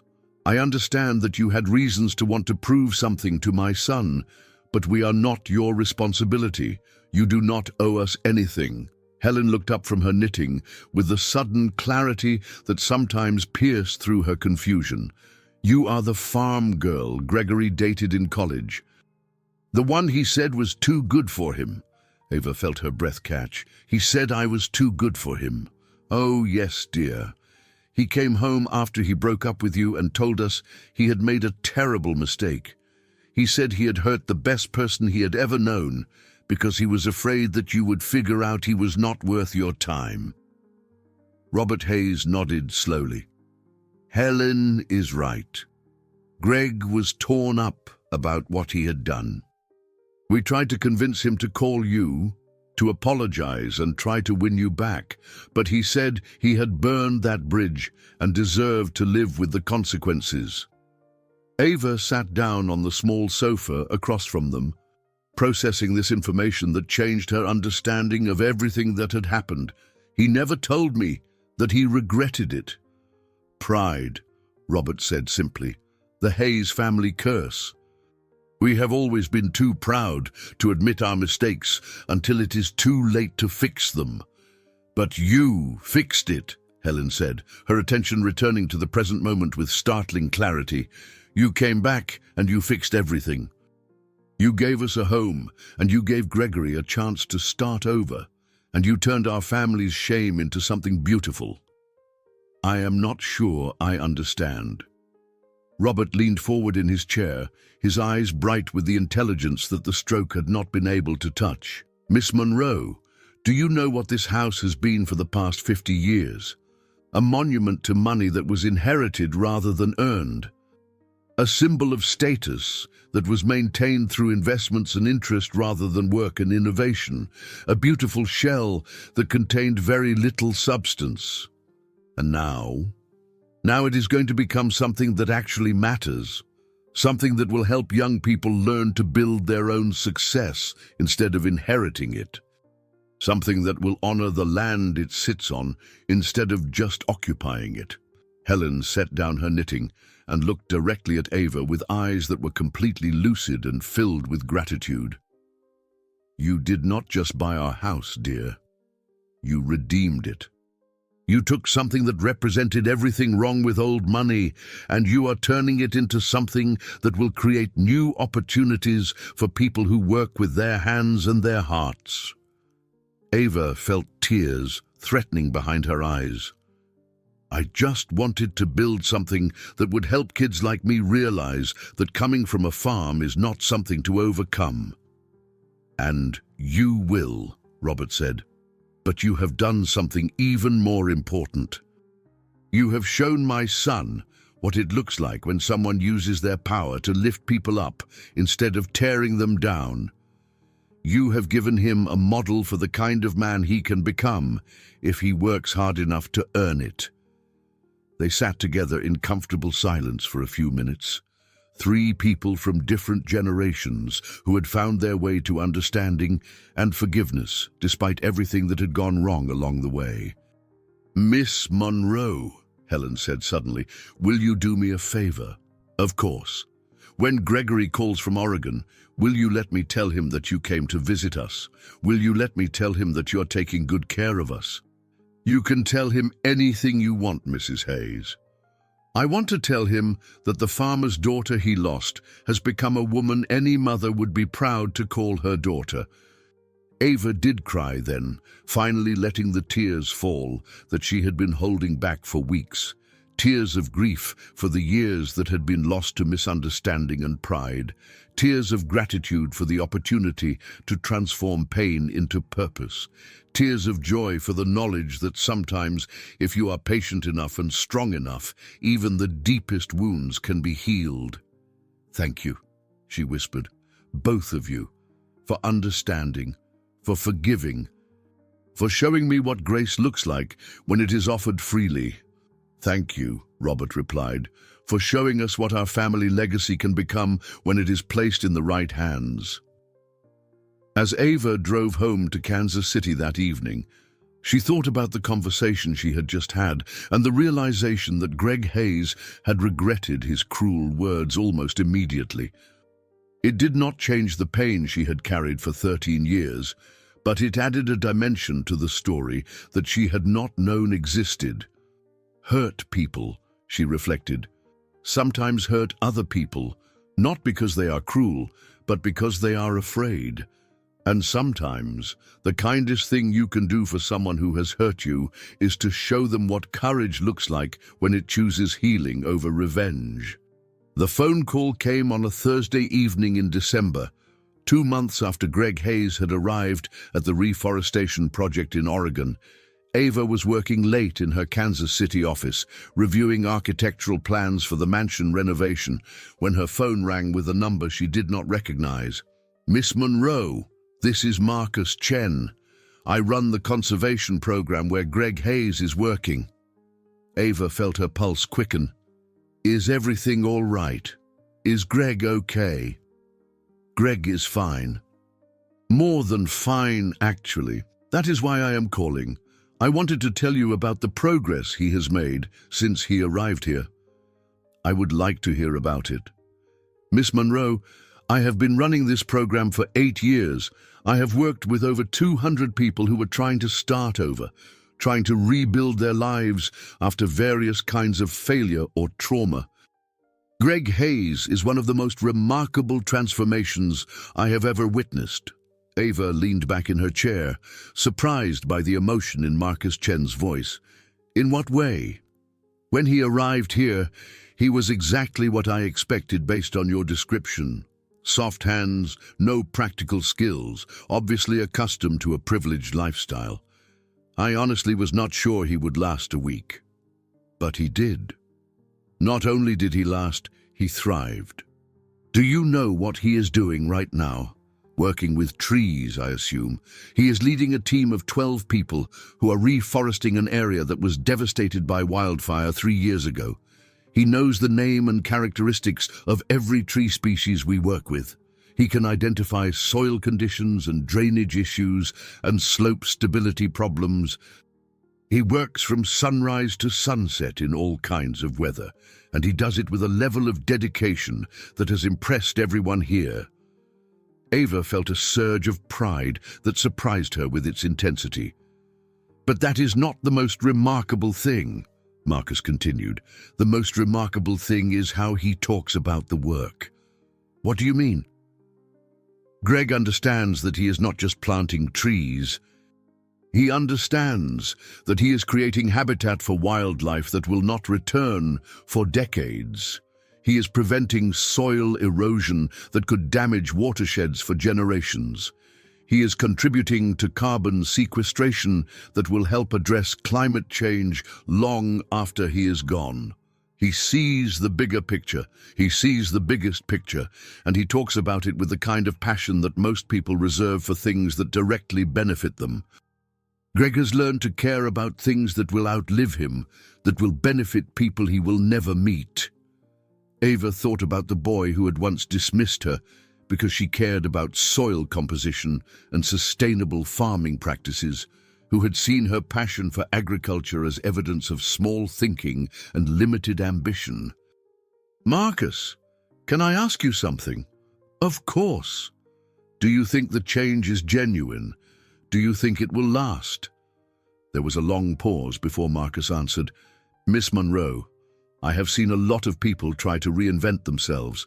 Most of them are running from something or trying to impress someone or attempting to convince themselves that they are different than they actually are. Greg is not doing any of those things." What is he doing? He is building something real and lasting and meaningful, and he is doing it not because he has to or because someone is watching, but because he has finally learned what it feels like to create instead of just consume. Ava felt tears threatening behind her eyes for the second time in recent memory. He asked me to call you, Marcus continued. He wanted me to tell you about his progress and to ask if you would be willing to speak with him. I would be happy to speak with him. There is something else. Something he specifically wanted me to tell you. What? He said to tell you that he finally understands what you meant about the strongest trees growing from soil that has been through fire. He said to tell you that the fire was necessary, even though it hurt at the time. Marcus, would you give Greg a message from me? Of course. Tell him that I am proud of the man he is becoming. Tell him that the trees he is planting will be his true legacy, not the money he lost or the mistakes he made. And tell him that sometimes the most beautiful forests grow where the worst fires have burned. I will tell him exactly that.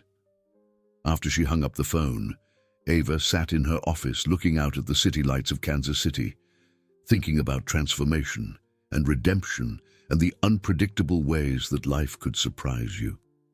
6 months ago, she had walked into an auction house with revenge in her heart and justice on her mind.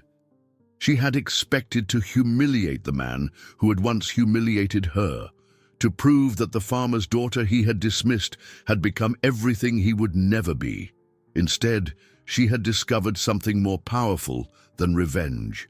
She had discovered the satisfaction that came from using your success to heal rather than harm, to build rather than destroy, to plant seeds that would grow into something more beautiful than anyone had dared to imagine. Her phone rang again, and this time the number was familiar. Hi, Dad. Hi, sweetheart. How are you doing? I'm doing well, really well. I just got a call about Greg. He is thriving in Oregon. I'm glad to hear that. Your mother and I have been wondering how he was adjusting to manual labor. Apparently he has taken to it like he was born for it. Frank Monroe chuckled. Sometimes people surprise you. Sometimes they surprise themselves. Dad, can I ask you something? You can ask me anything, Ava. You know that. Do you think I did the right thing, giving him a second chance instead of just taking my revenge and walking away? There was a long pause while Frank considered his answer. Sweetheart, do you remember what I taught you about planting seeds? That you have to prepare the soil carefully and be patient with the growing season. And what else?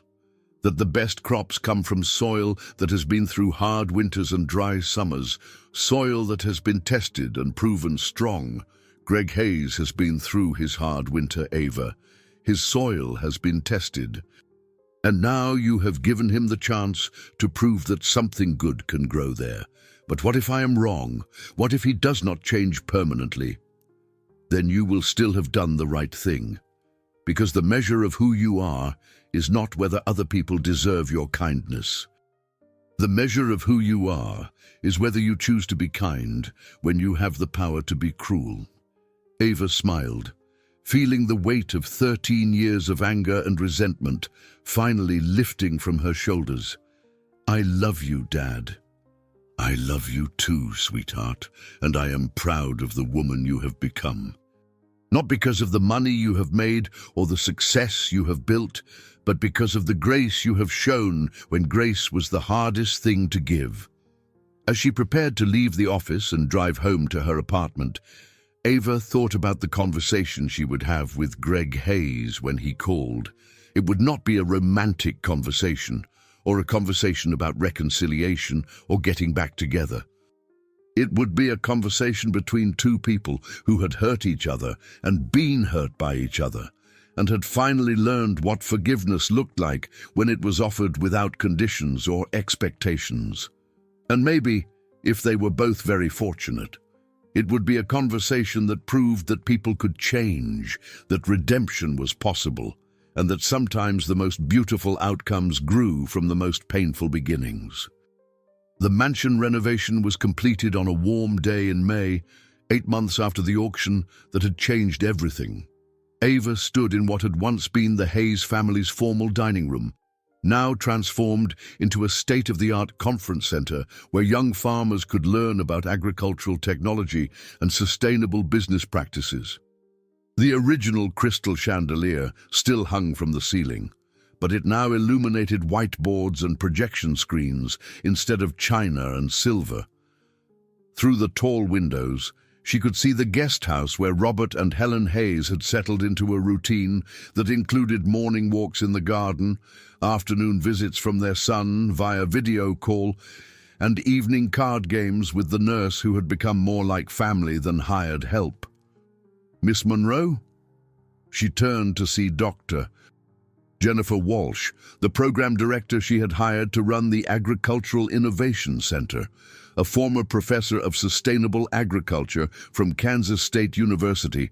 Dr. Walsh had the kind of practical intelligence and passionate commitment that Ava recognized in herself.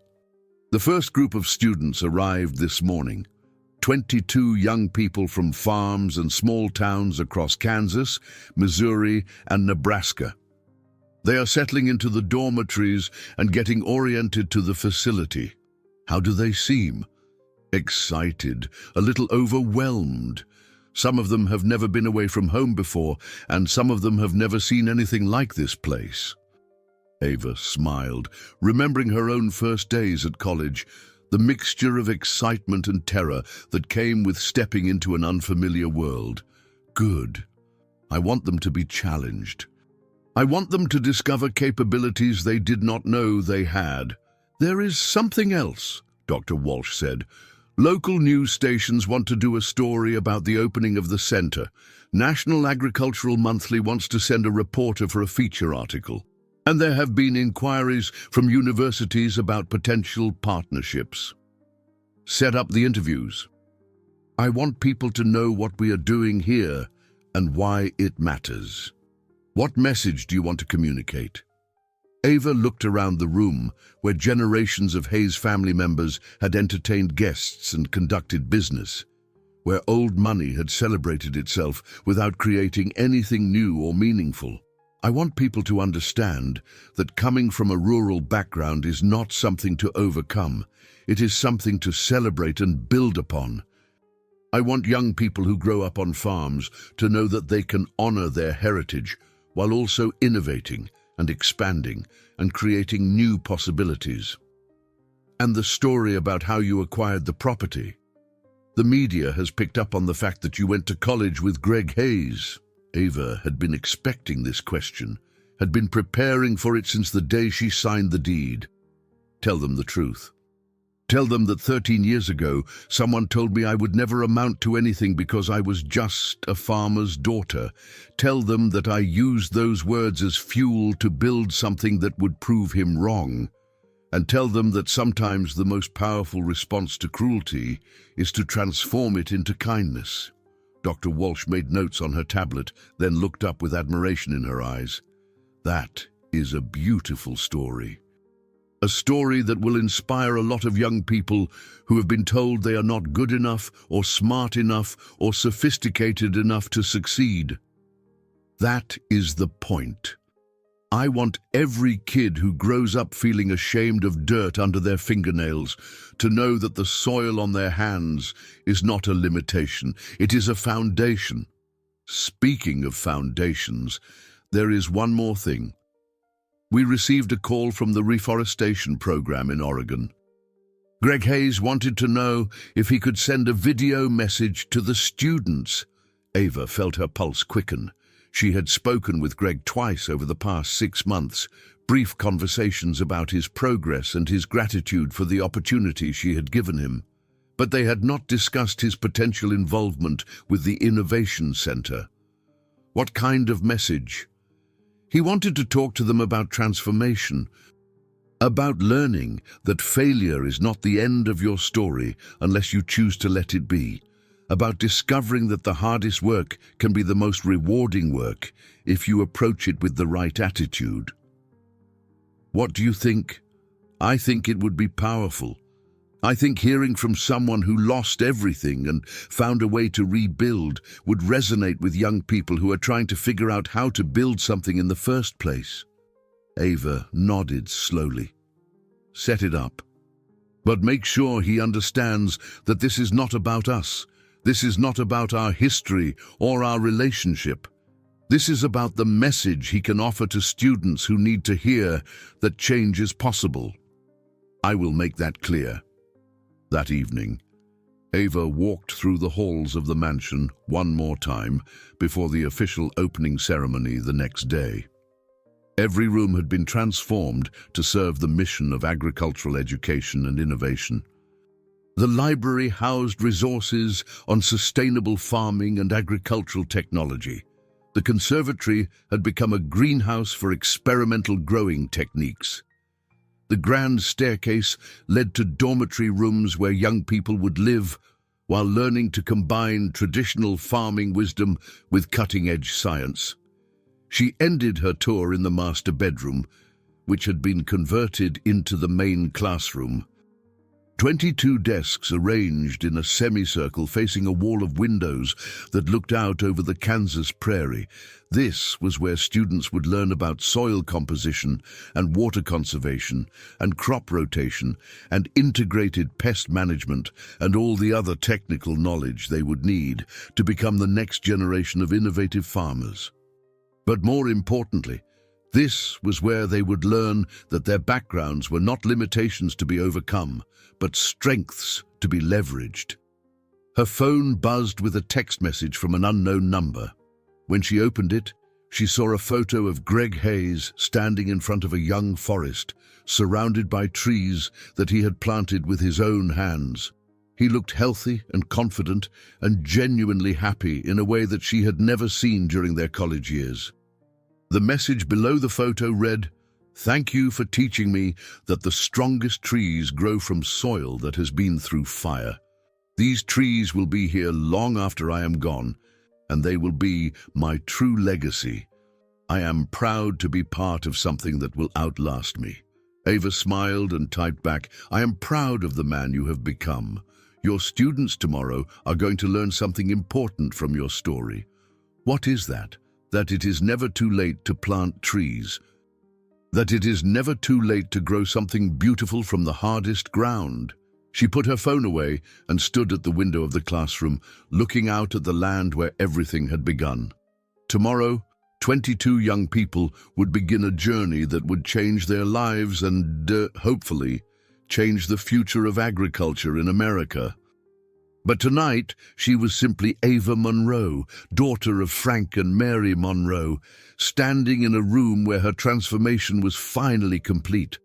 Not the transformation from farm girl to successful businesswoman, which had happened years ago. The transformation from someone who had been hurt by the world to someone who used her power to heal it.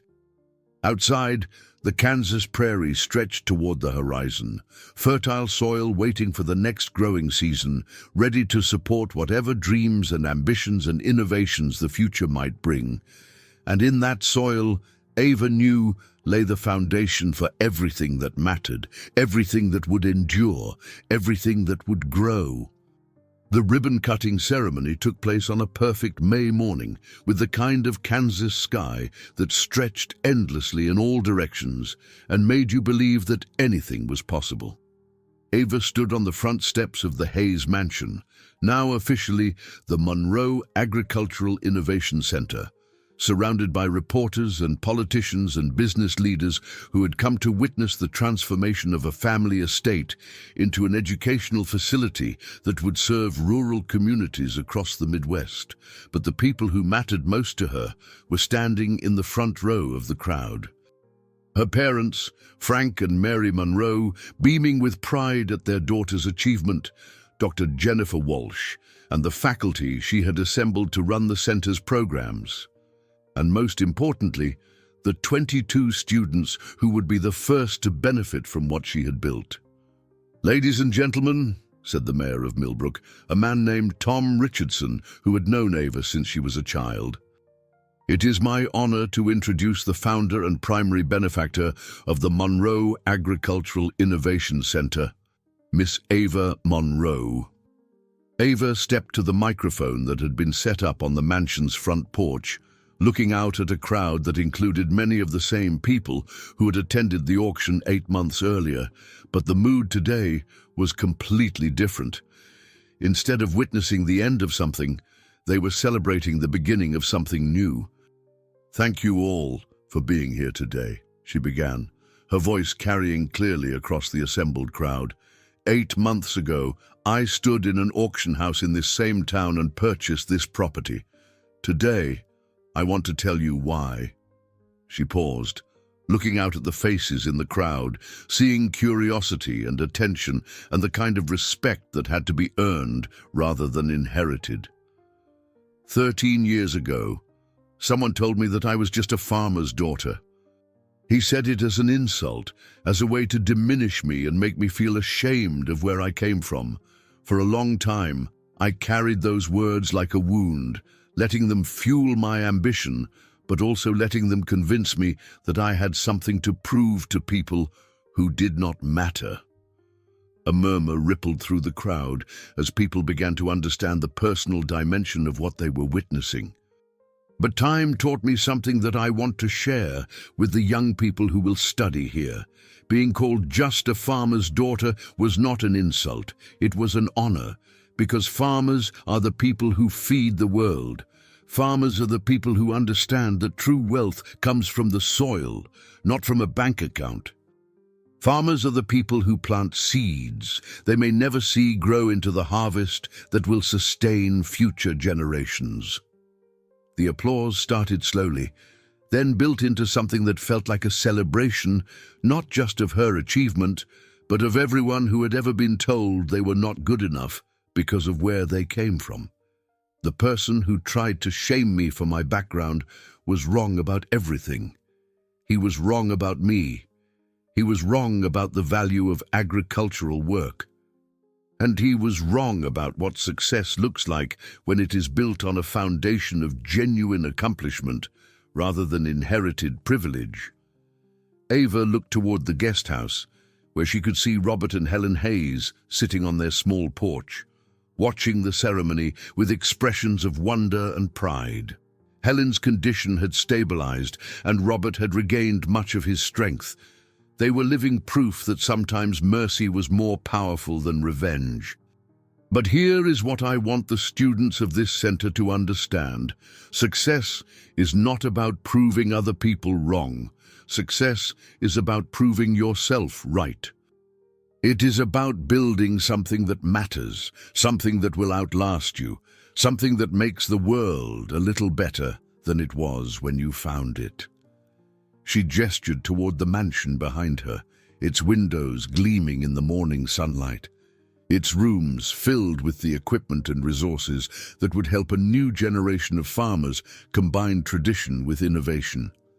This building used to represent old money and empty status. Today, it represents something different. It represents the idea that our greatest strength comes not from what we inherit, but from what we create. Not from what we are born into, but from what we build with our own hands. The applause was sustained now, punctuated by cheers from the students who understood that they were witnessing something more than a ribbon-cutting ceremony.